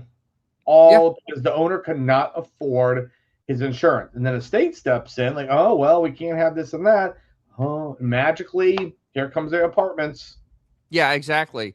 And honestly, this is why if if you're watching, contact your state representative, especially if your state hasn't passed this. I mean, I'm going to be doing, actually, one of my acquaintances from business is actually, he won his primary yesterday. I hope he gets in there, because the first thing I'm going to tell him to do, I know you're going to be a freshman, but dude, Who's here's a piece this? of legislation for you. Who's this? What? Who's? Walter Price. Oh, okay. Yeah, he's a good guy. But it's like, literally, I'm gonna have a little direct line there. It's like, hey, dude, can you help me with this? Because this is really a big deal. Because without these tracks, like Moroso down in South Florida, if you're down in South Florida, there is no racetrack until you get to Sebring. Hmm. And Moroso had a drag strip with it, and it had the regular circle track, and that was like a whole setup. That was Moroso, and it allegedly should be opening again. I'm not entirely sure. Not very sure about that, but you know, the only other thing we have now is we have Leadfoot City, which I did a video on last year. The county gave them a hard time for a eighth of a mile track. Um, it's actually extremely expensive for what it is, and also I don't know how this is deemed safe, because the shutdown is not even a quarter mile. And you have an eighth of a mile, and you say you're doing 90 miles an hour. You don't really want to stop an eighth of a mile. It's really not a long distance to stop. Oh, It really isn't. So, but that's my only option besides Bradenton. And it's kind of insane. So let's see. Wilkinsburg reopened a few. Yeah, I remember it closed to run local stuff, and NASCAR's trying to warn back in. Probably should. Yeah, NASCAR is not Track's friends. They actually have cut their schedule down. They're like doing more of a TV show now than actually doing anything resembling racing. And then of course, like IndyCar and Formula One are now just ditching tracks and doing street circuits, which I don't know how that economically works for anybody, because the only person I guess that makes money is the promoter, because the cities get annihilated on that. To do a street circuit is just not cost effective. We have one here in the Tampa area, the St. Petersburg Grand Prix. yeah, you're right. Right. And, I mean, I don't know how St. Petersburg makes a penny on that. No. I don't. It just doesn't work. It just doesn't work. See, Warren Hopper, wherever he is, their amphitheater is next to their drag strip. So you have music and music at the same time. But it's literally, not intelligent not to have a place for people to play. And I see that when I go to Mo Party, because there are more cars drag racing than there are show cars. And that's just the thing. There are cars I would never see at a show at this drag strip, because people would rather drag race and have some place to actually do it, where you're not going to get, have a little talk with the 5-0 and, have some fun. But, and up there, they're lucky. They have drag strips like every 20, 30 miles. unlike here in Florida, which is 23 million people, and we have like one drag strip, literally a drag strip, Bradenton. That's it. Oh, and two, actually, Gainesville. But Gainesville's stupid expensive. You want to say something, Mike? Yeah, that's what I was going to say is that, and I could be off here, and I don't know how to phrase it. I mean, again, I want to play devil's, that's not the right phrase, but the cost, like, it's sad to say it like this, but is the I could be ignorant, has the hobby dropped enough potentially maybe that is warranting these people, besides the noise, besides the Karens, all that, you own the drag strip or, the racetrack, this and that, and how are you, again, taxes, liability insurance, all this, is there another aspect of, well, here comes, BlackRock or whoever wants to cut me a check, I only have X amount of people, sorry for these. Now, I could be wrong. It should be packed every single day. But do you think that has also influenced these decisions beyond just the people complaining? Do you think money from it's part of it? Yeah, it's, but not a major problem. It's part of it, but and it just depends on the willingness of the owner to want to keep providing the service that is good, the betterment of everybody. Plus, the thing is, drag strips, we keep on thinking about old muscle cars. There are more racers at these strips than anything else. You're right. That's true. That's true. I mean, Jesus, there's so many, and there's so many cars from the last 20 years. That's true. People would truly enjoy driving down the drag strip. Great point. I didn't think about that. You're right. That's what I'm thinking in my head is these classic cars, but in reality, they're still dragging. Any clown with a Hellcat can run in a sub 11 seconds. Sure. I mean, sure. It doesn't take much. Yes.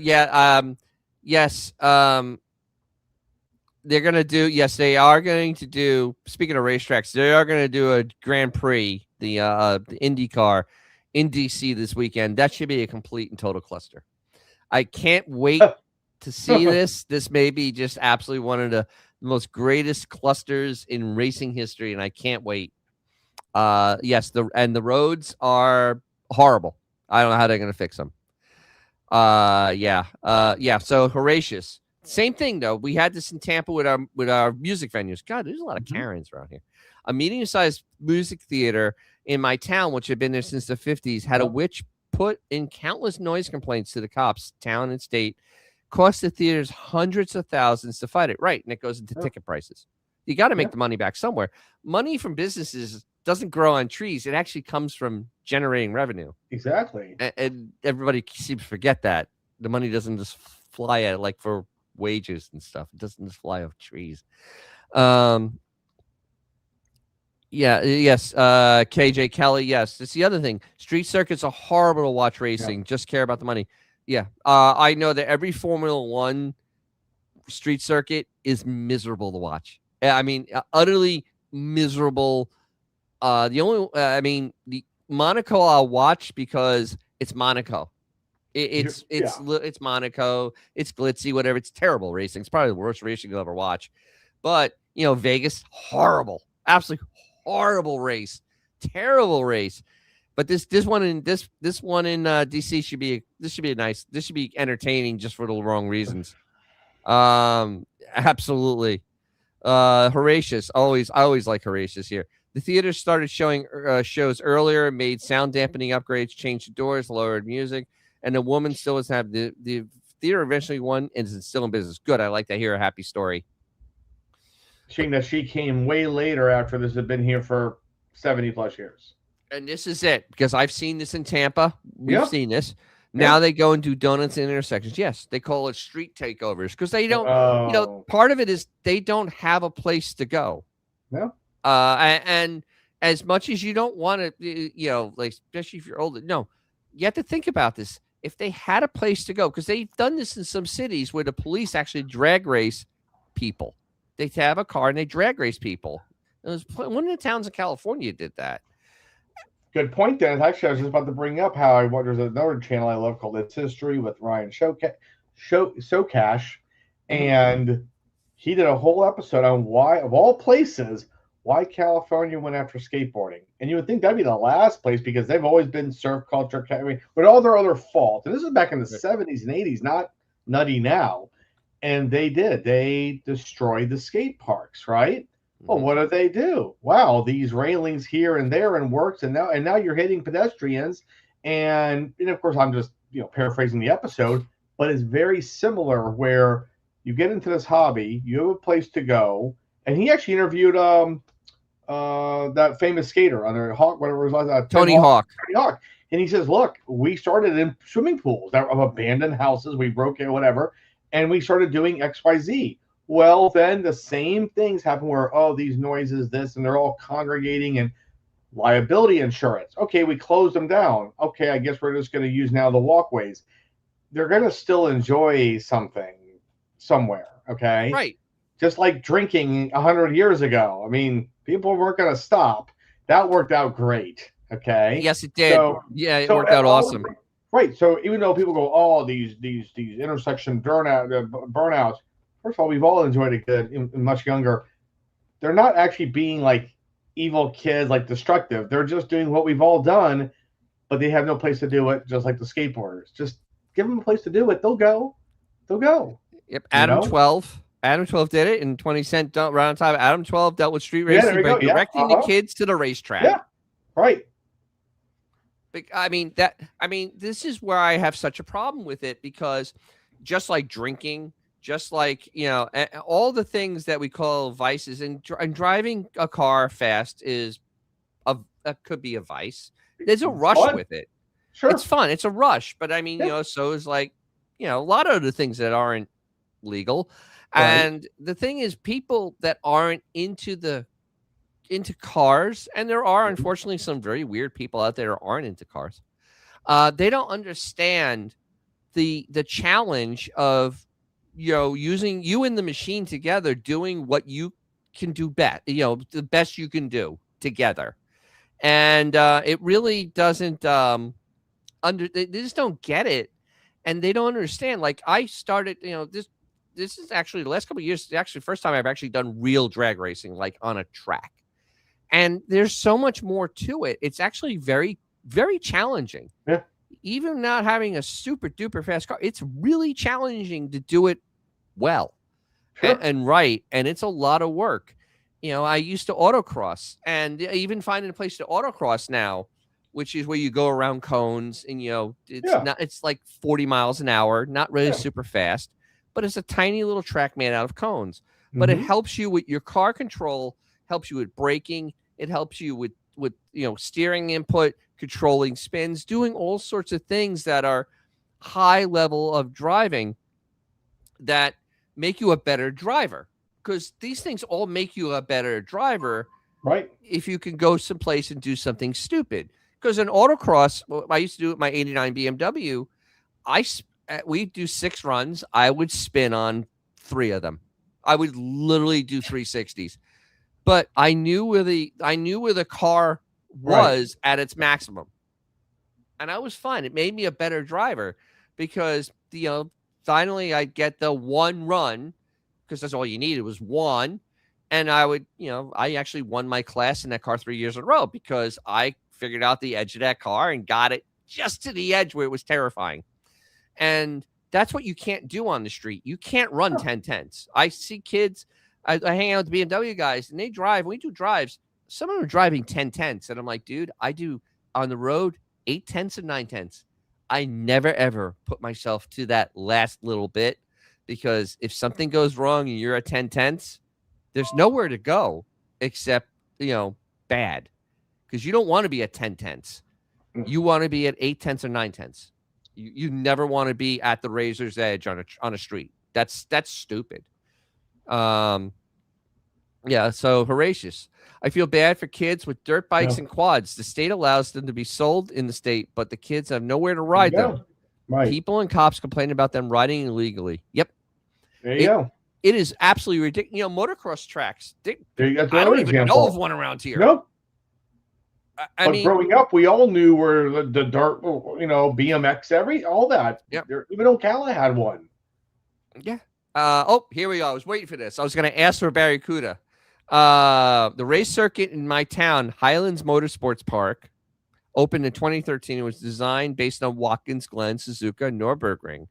Hmm. it was struggling getting permission for it because, hold on, there's more, of noise concerns, but they went about, wow, that's awesome. Because I was wondering about how you guys, because you have a lot of high performance cars there, and you guys love that type of, track racing. I mean, Yeah. that's a big cultural thing down there. And because like the bar, the Bathurst and all that. I mean, they love, and the supercar, the Super V8s. But yeah, wow. So I was just wondering about that. So cool. Um, how about state built the facility for them, or state land? But they won't do it. No, and that's the thing, because you have people that don't understand legislating for people that want to, which is insane. It's just almost like prohibition. You Yeah. had a small minority that had no understanding of drinking and thought it was just bad. There's Right. nothing good about it, even though there is good about it. And they legislated something insane to Mm-hmm. then, make They didn't see basically. the other side of what's going to happen. And yeah, and look, some of the concerns might have been legit, but now you've made it, worse. Okay. Well, what you did, that actually gave the rise of Costa Nostra No, in you made America. illegal That businesses, right? literally, by making that illegal, there was only one organization that would be able to bring in the booze, Right. and that organization became very wealthy because of it. We've talked about this kind of stuff all the time. I mean, Just watch Scarface, the yeah, no, original, right? not Yeah, not not the second one, not no, the no. one about oh my God, it was on tip of my tongue, from Chicago. Al Oh, you Capone. mean? Oh, I thought you were talking about Tony Montana, the whole like. No, no, the cocaine Al thing. No. Capone, or the second one, which was the what was the movie with Sean Connery, and it was about Al Oh, that's Capone, Untouchables. The Untouchables. Yeah, Same difference though, yeah. because they literally showed that they were running booze, and that's how moonshiners got started. That's how NASCAR got That's how started. NASCAR get right. Exactly. Yeah, I mean that's literally. And Yeah, it's you can't legislate morality, okay? And yeah, whether it be car racing, just but I said now you've taken it and put it like the skateboarding or the dirt bikes. Oh, what are they doing on the road with the dirt bikes? Well, they had nowhere else to go. If anything, they should make it illegal, in my opinion. And I'm going to throw this out there personally. And this is all over the problem now. These electric bikes, and I'm not no, electric bikes. You don't think it should be made illegal? nope. I don't believe in that. I don't believe Well, in the making problem things is though, is that there has to be more control with these these little lame scooters and the electric bikes because again, the kids are not doing it responsibly. But And we then have laws already in effect uh, for moving that just need to be enforced, because you shouldn't be able to do 30 miles an hour on a sidewalk. That's not a legal I thing. gotcha. I gotcha. So I'm just saying there are ways to control it. You don't need that's right. That's what I special should laws. have said. Not illegal to Yeah. control it better because Yeah. it's getting out of hand, and then someone else gets blamed because of someone else's inability to control their bicycle. Exactly. But it's yeah, Sky Spectre has it out, and yep, stupid loud tiny cars doing donuts in areas. Yeah, I actually have donuts outside of my little community. I didn't hear them. I mustn't have been home, but literally somebody did donuts in the little intersection. I'm like, I don't know how you didn't get hit or whatnot. It's like, wow.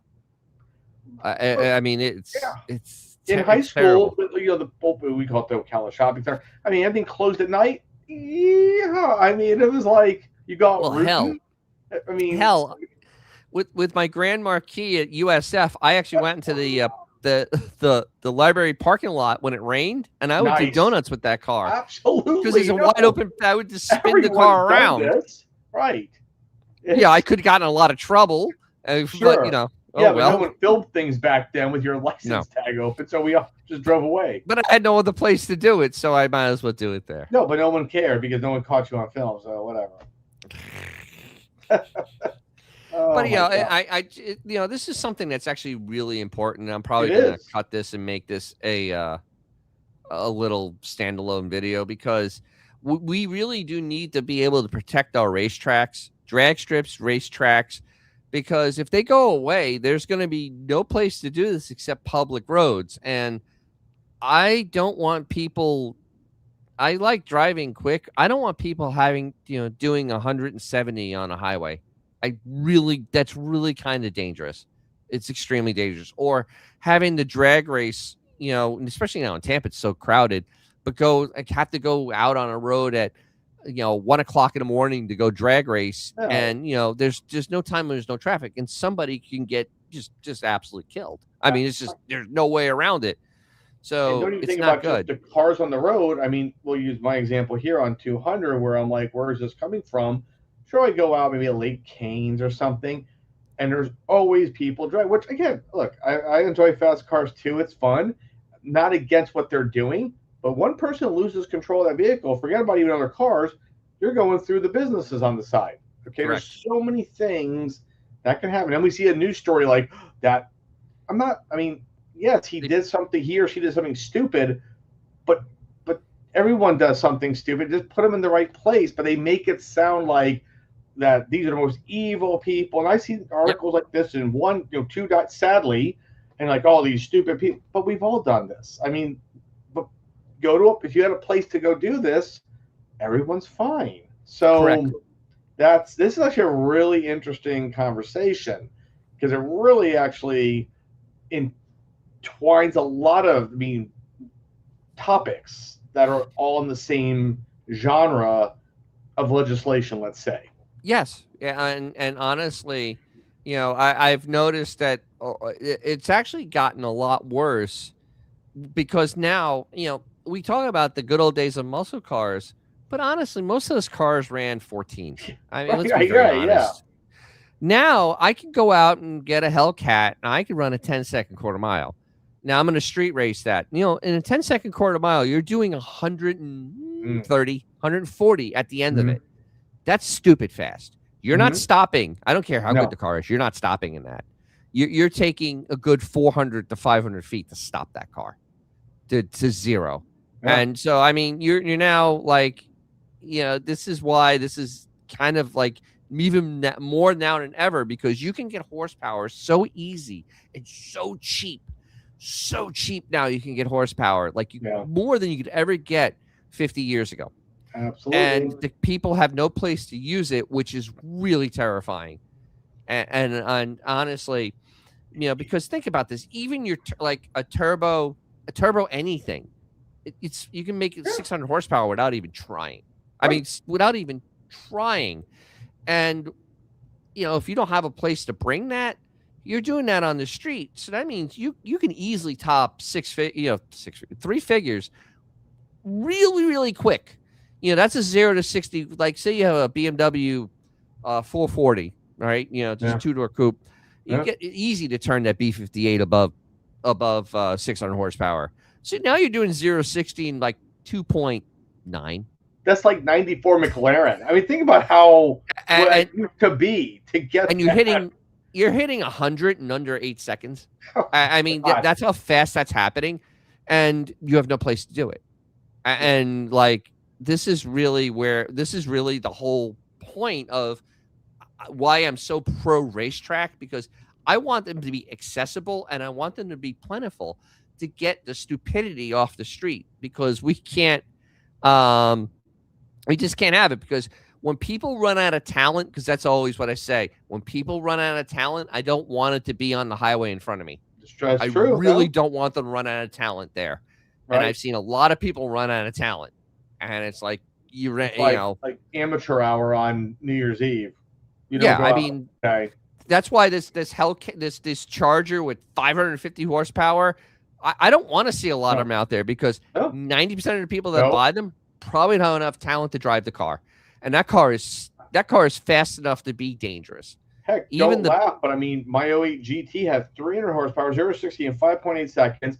Fun as can be. I mean, I was in my 30s, okay. But that's still a lot of, you could still easily, it's not 550, 600, whatever, but you could easily still think you're invincible. And believe me, I got that car to over 120 miles an hour, coming back from DeSoto, ironically, when I first bought it. And it's a blast.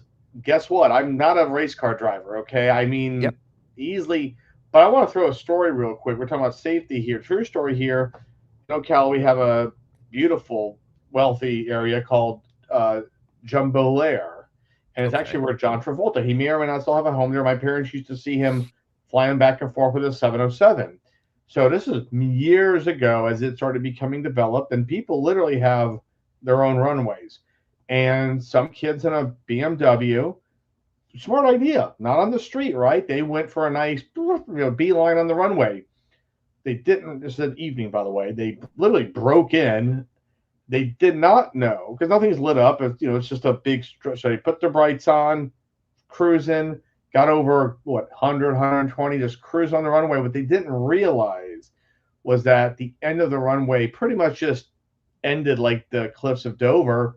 And when they realized that it was a drop off because it's a runway and it has clearance for planes to leave, Right. they basically became like the Nazis and the Blues Brothers, and were flying. No, I am not trying to be funny. They Jesus. literally just launched, and I think they might have realized close to the end. And so you hit the brakes, doesn't matter, and that car flew into like the woods, and just, obviously a Oh, terrible that's not a good story. ending.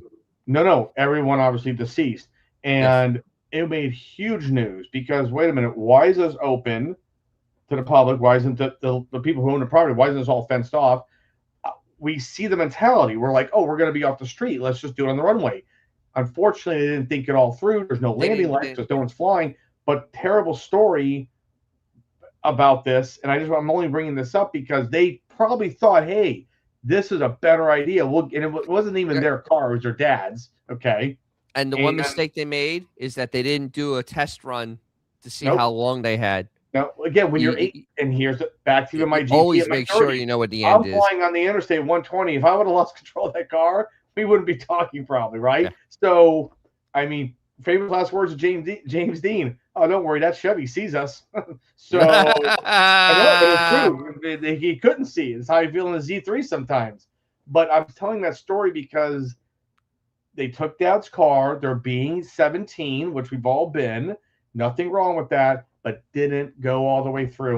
And terrible story. I just wanted to bring that up. But that's the sad reality because they had no place else to go. Nope. There you go. Exactly. No place else to go. So there they were. And it's actually a very big problem. And it's bigger than most people think just because you don't have to observe long to see that there are people that are kind of antsy, I guess would be. They need to get it out. It's almost like, how people have to go like to the shooting range and they shoot targets just to get it out, or you go to the boxing thing, you hit a bag just to get it. It's the same thing. I mean, it literally is the same thing to get that whole, get the fix for it. Yeah. I just find it very weird. Because I've done tracks, I've done Sebring, I've done drag racing, and honestly, the rush for it, there is no comparison. There really isn't. And it's just kind of sad that we're at this point where we have to actually ask legislation to stop people from being Karens, to shutting down things that were there before them. And it's just, Horatius, they put really big speed bumps to stop drag racing on different streets where kids were meeting up the race. I hate speed bumps. Yep. I honestly think that if you put a speed bump in your house, you should be charged for the total cost of that road. I'm talking the original cost of the road, and then be assessed every year to have that speed bump in front of your house. I don't like. They're public roads for a reason, and just make the road crappy. Seriously, just make them like garbage, or make them out of bricks again. Because Ybor City's full of brick roads. Trust me, I don't like going more than 15 miles an hour on them. It is not a comfortable ride. Plus, you can't stop in the rain. See, buddy Carfano, 87 IROC with a 350. Couple close calls driving like a fool. Yeah, that's what happens. Yes, absolutely. Guys love speed. It's just a male thing. It's really part of being like a actual real guy with testosterone. It's adrenaline, like you said. Yeah. Come on, we've all seen like easygoing guys. Here's what's funny is that it's not like like something you always joke about like some UFC, but there's something amazing about it. It is Top great. Gun. Top Gun is the ultimate. I mean, and Tom Cruise actually is a speed nut. He really Yeah, enjoys that. But I mean, honestly, the motorcycle. I mean, that literally is like it's that rush. yeah. And it's just hard to explain. It is hard to explain. But it's actually. I mean, autocrossing. I had so much fun autocrossing, even though maybe I'd hit 50 miles an hour. It was such a rush trying to actually do all that I could and make my car and set my car up, use my mind to set my car up. Same thing with Yeah. drag racing, use my mind to set my car up and see what I can do. So Well, don't laugh. But when I test drove the Model 3, like a couple of steps, I think it was already 2 years ago. Don't laugh, like I said, but I took on the interstate and I floored it. I floored the appliance, right? I literally had this guy, and I'm laughing because it's like, God, I missed my GT. It was 0 to 60 in 4.9 seconds. And I'm gonna tell you right now, it was no noise. I was that little robot thing going on. And I'm like, oh my God, I'm like Buck Rogers. And it was so cheesy. I feel the need for speed. It was so ridiculous. It was amazing. Now we know our friend who owns a Model 3 does not drive that way. I planted it. I'm like, I want to see if this really is. And it was a great feeling, even though there's no noise. No, the noise is the big part too. I know it's a problem, but So yeah. So that's our whole little thing on what do we got here? Let's see. Horatius. I always like Horatius. A girl I worked for got a new sporty car when she was racing down the highway with her boyfriend. A car pulled onto the highway and she clipped it, rolled it, got launched out of the car onto the Oh no. Yeah, that's probably the most horrific thing that can happen. Yeah. Ooh, and then God, tractor trailer, not good. No, that's terrible. Yeah. 20 Cent Motors. There's a biased physical response to stress. We look for ways to get stressed out to free up the body's supply of endorphin. Yeah, there is big endorphins with that. Huge endorphin. Buddy Carr on a race mom's Taurus show. Oh, the SHO. That was a fun great car. Yeah. The show. Yeah. Let's see. Barracuda. Where was this? A 68 Cougar doing 90 miles per hour sideways. That's not good. Oh, God. Especially a 68. That had horrible suspension in it. There's a lot more things. I'm thinking hard top, no belts, metal. Maybe this is why I do it. The body needs a supply of endorphin available to ward off pain from injury. I got plenty of that. So maybe that's why I do it. No, I'll tell you, you want to go out and have fun. This is back, obviously, many, many moons ago. Got to ride on the Autobahn, and it was amazing. Porsche's passing you when you're doing 100 or 200 kilometers an hour, and you're in a Ford Scorpio, a real Ford Scorpio back in the day, and you're seeing Porsches go by you, and you're 17 hearing pop music. Maybe that's what happened. Maybe that's where it all came from. But I was like, wow, this is amazing. And the dad worked for Ford of Germany, and it was amazing. It was. You all need endorphins. Pay a bill. I have many. There's many. Not a lie. Yeah. Hey, run a YouTube channel. You want endorphins? Yeah. Okay.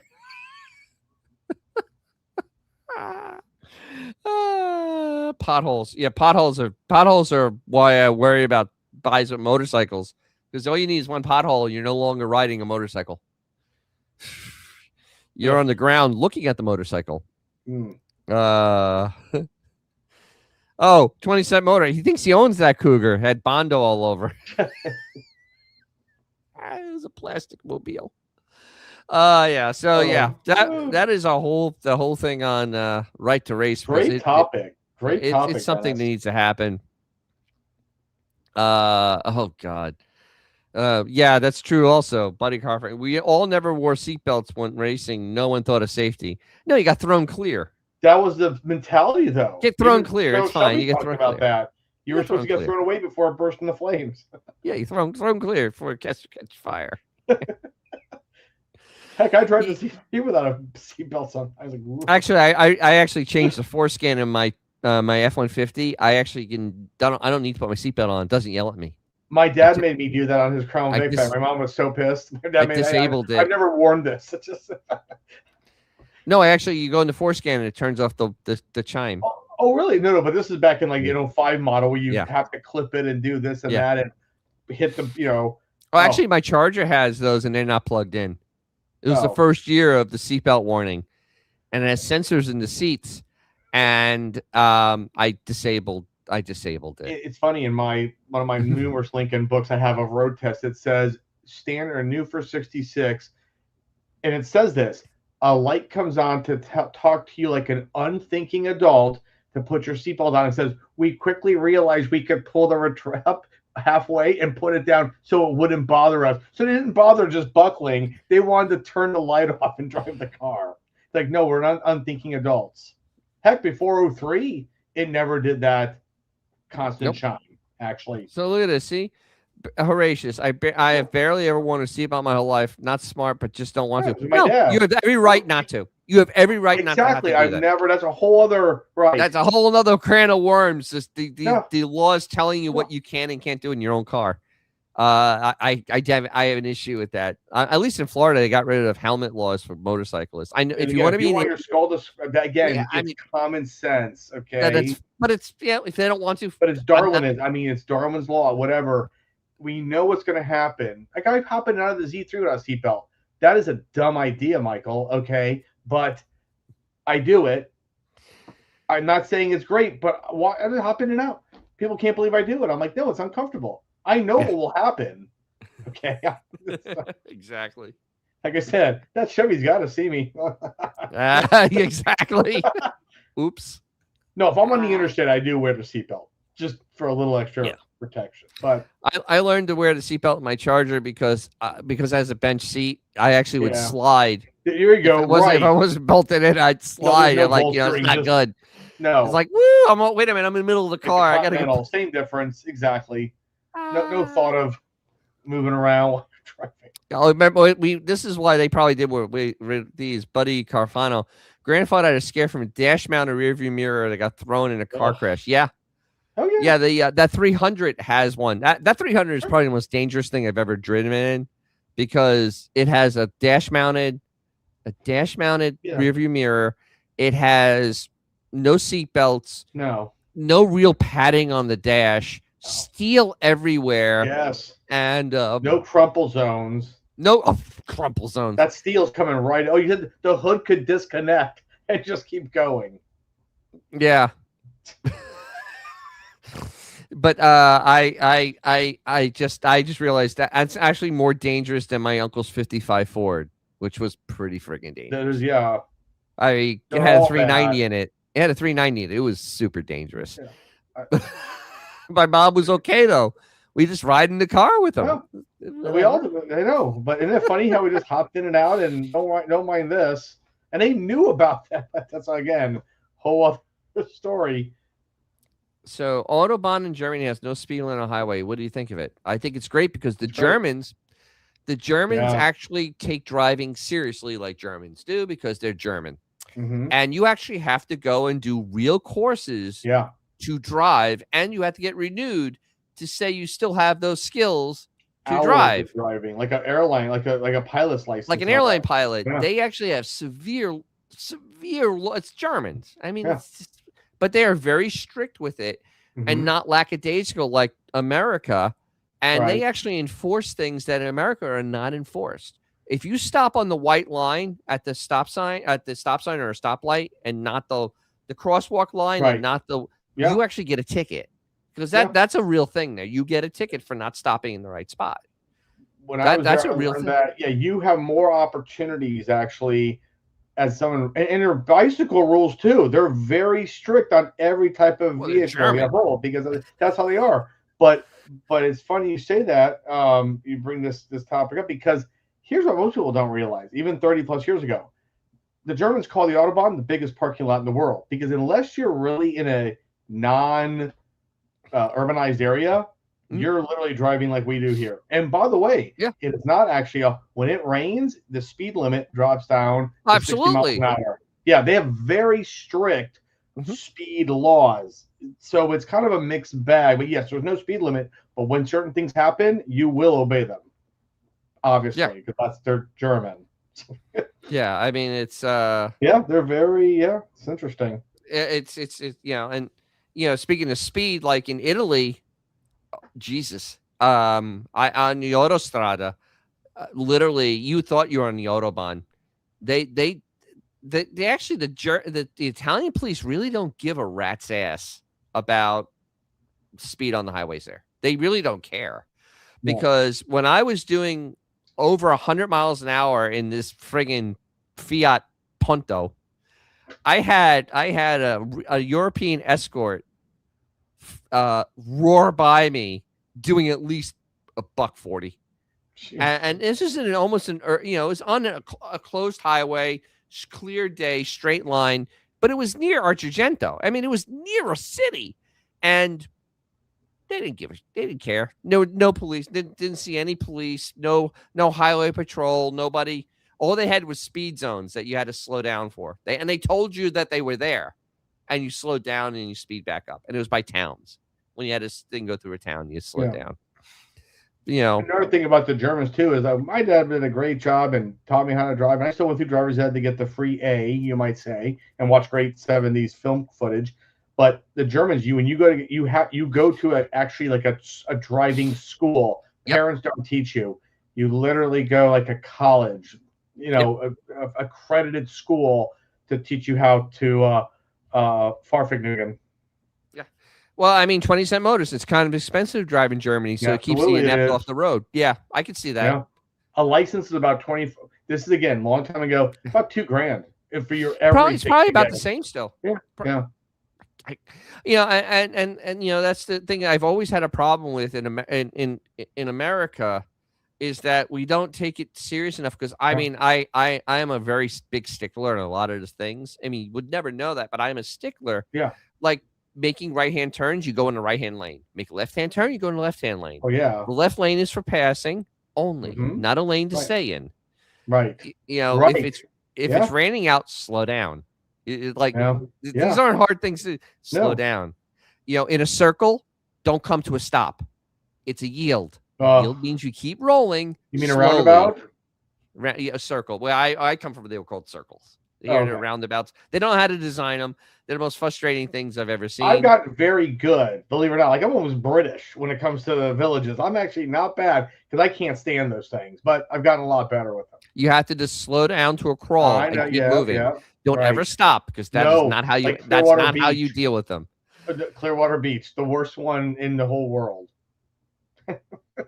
Oh yeah, well exactly. When your nation is famous for Ferrari, Maserati, and Alfa, speed is a feature. Oh, that they absolutely just drive.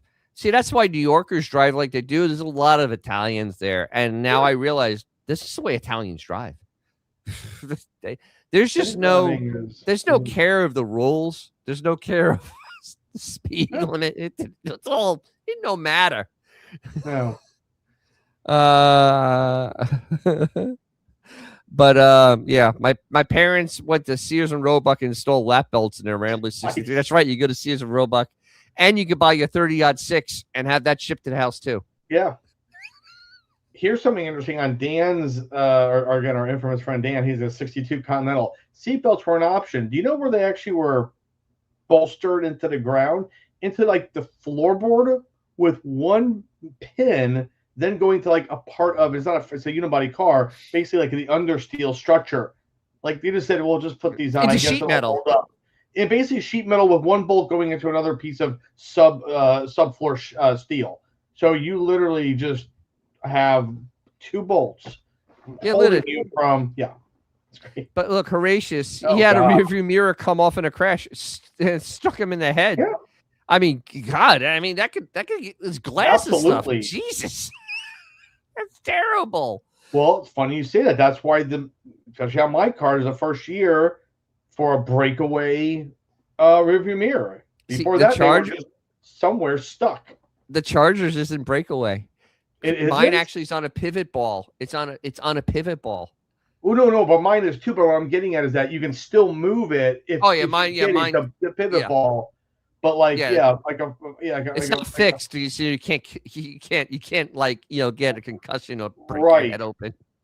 No, like Dan comes off of like a spear, Oh and then yeah, you have the little pivot ball, but the solid steel spear coming from it may cause problems if you smack the whole area. yeah, that's right. I forgot they used chrome. Yeah, Chrysler Yes. actually had that ball pretty early on Yeah, because mine's it was mine's cheap. chrome with a ball, and then mine's actually on the windshield itself, like a See, modern car.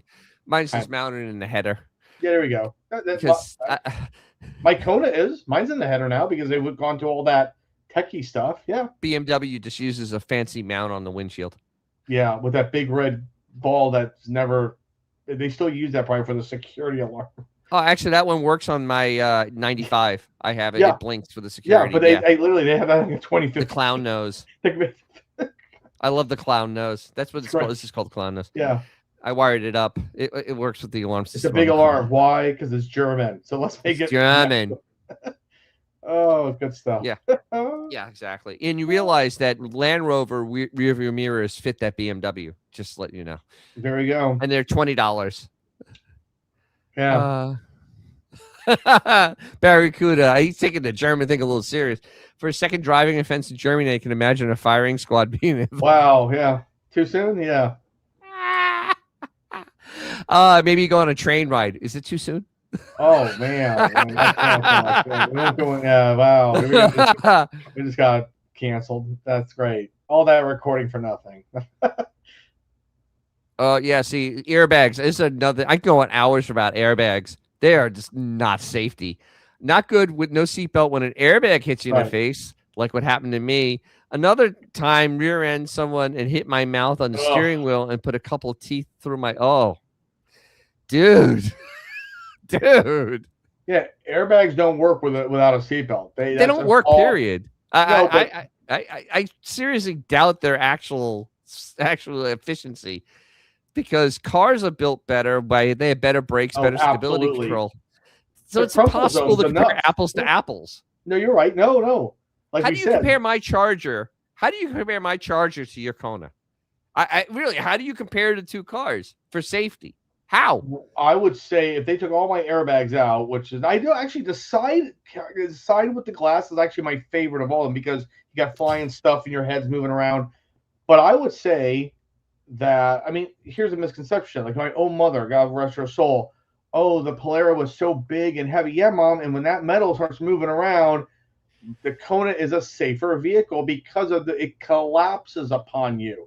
T-bones are always going to be the worst wreck. T-bone, that's how you usually end up not alive. The engine coming out, the crumple zones, everything they've engineered now into basically the vehicle destroying itself, in my opinion, is actually what really saves the occupants. Yes, but now see they've done stuff that you don't even get to that point. You have anti-lock brakes now. You have stability control I'm including now. all that too. Yeah, sure. You have safety stuff that is at least keeps you from having the accident. Right. However, there's also things that I do miss about an older car, like even the Z3, not counting the roof being down, smaller A-pillar, smaller visual. That's the what. My car is not bad, but there are some SUVs you get into you literally cannot see, and that's why you need 30,000 cameras for no reason. Okay, so that's a whole other. Well, the A-pillars on Ford F-150s are enormous. They're about 6 inches, and I actually almost hit somebody walking across the street in Ybor because it's not wide, and I'm looking for traffic, and I'm looking, and they were behind the mirror, the vanishing point. Yeah, and then they were behind the pillar, and I'm like, I couldn't see them. Literally, I had no line of vision of this person. No, so I'm like, I know, Jesus. Yeah. So, but yeah. So there we are. This is this week. I'm glad everybody hung around and listened to us ramble about good ramblings. how we should have better cars and more fun with them. So yeah, and right now, go check out my video on cost of storage because Jesus, it's amazing. If you don't have a place to put your classic car, be ready to shell out like $4,000 a year just to keep your car somewhere. Amazing. Nothing worse than getting rear-ended in a Pinto. No. Old timers would tell me people would get into crashes of big boat tanks in the 50s and the car with barely any damage. And the driver and the Yeah, passenger would both be exactly. dead. Yeah, Yeah, that's pretty yeah, much right. That's yeah, pretty much dead on. Yeah. yeah. That's a good way to leave it on that bombshell. I Yeah, think there we we can go. call That's this a true. night. So thanks a lot, everybody, for being here. Thanks for you, Fluno, for joining me tonight. As always, bringing it. Thank you all for joining us. As always, thank you. And everybody out there at the chat, all the people that just lurked, all the people that, maybe subscribe, maybe not. Everybody watching my videos, thanks a lot, everybody. And, we'll be here next week talking about God knows what. And actually, we're coming up on Labor Day. Christ. That Labor Day week, I will not have a show. I will be in College Town dropping off child. So that'll be good. The week after, though, I will be in Parts Unknown doing doing a thing in the middle of the woods. In a separatist cabin. Exactly. What type of American are you? Yeah. So that's what we're gonna be up to. And thanks all. And if you have something fun or cool, take it out because it'll make someone's day, and it will be your own. And we'll catch everyone really, really soon. If you liked what you saw, subscribe. If you didn't, thank you for watching to this point. And as always, if you have a cool car or something fun to drive, take it out. You'll make someone's day, probably your own.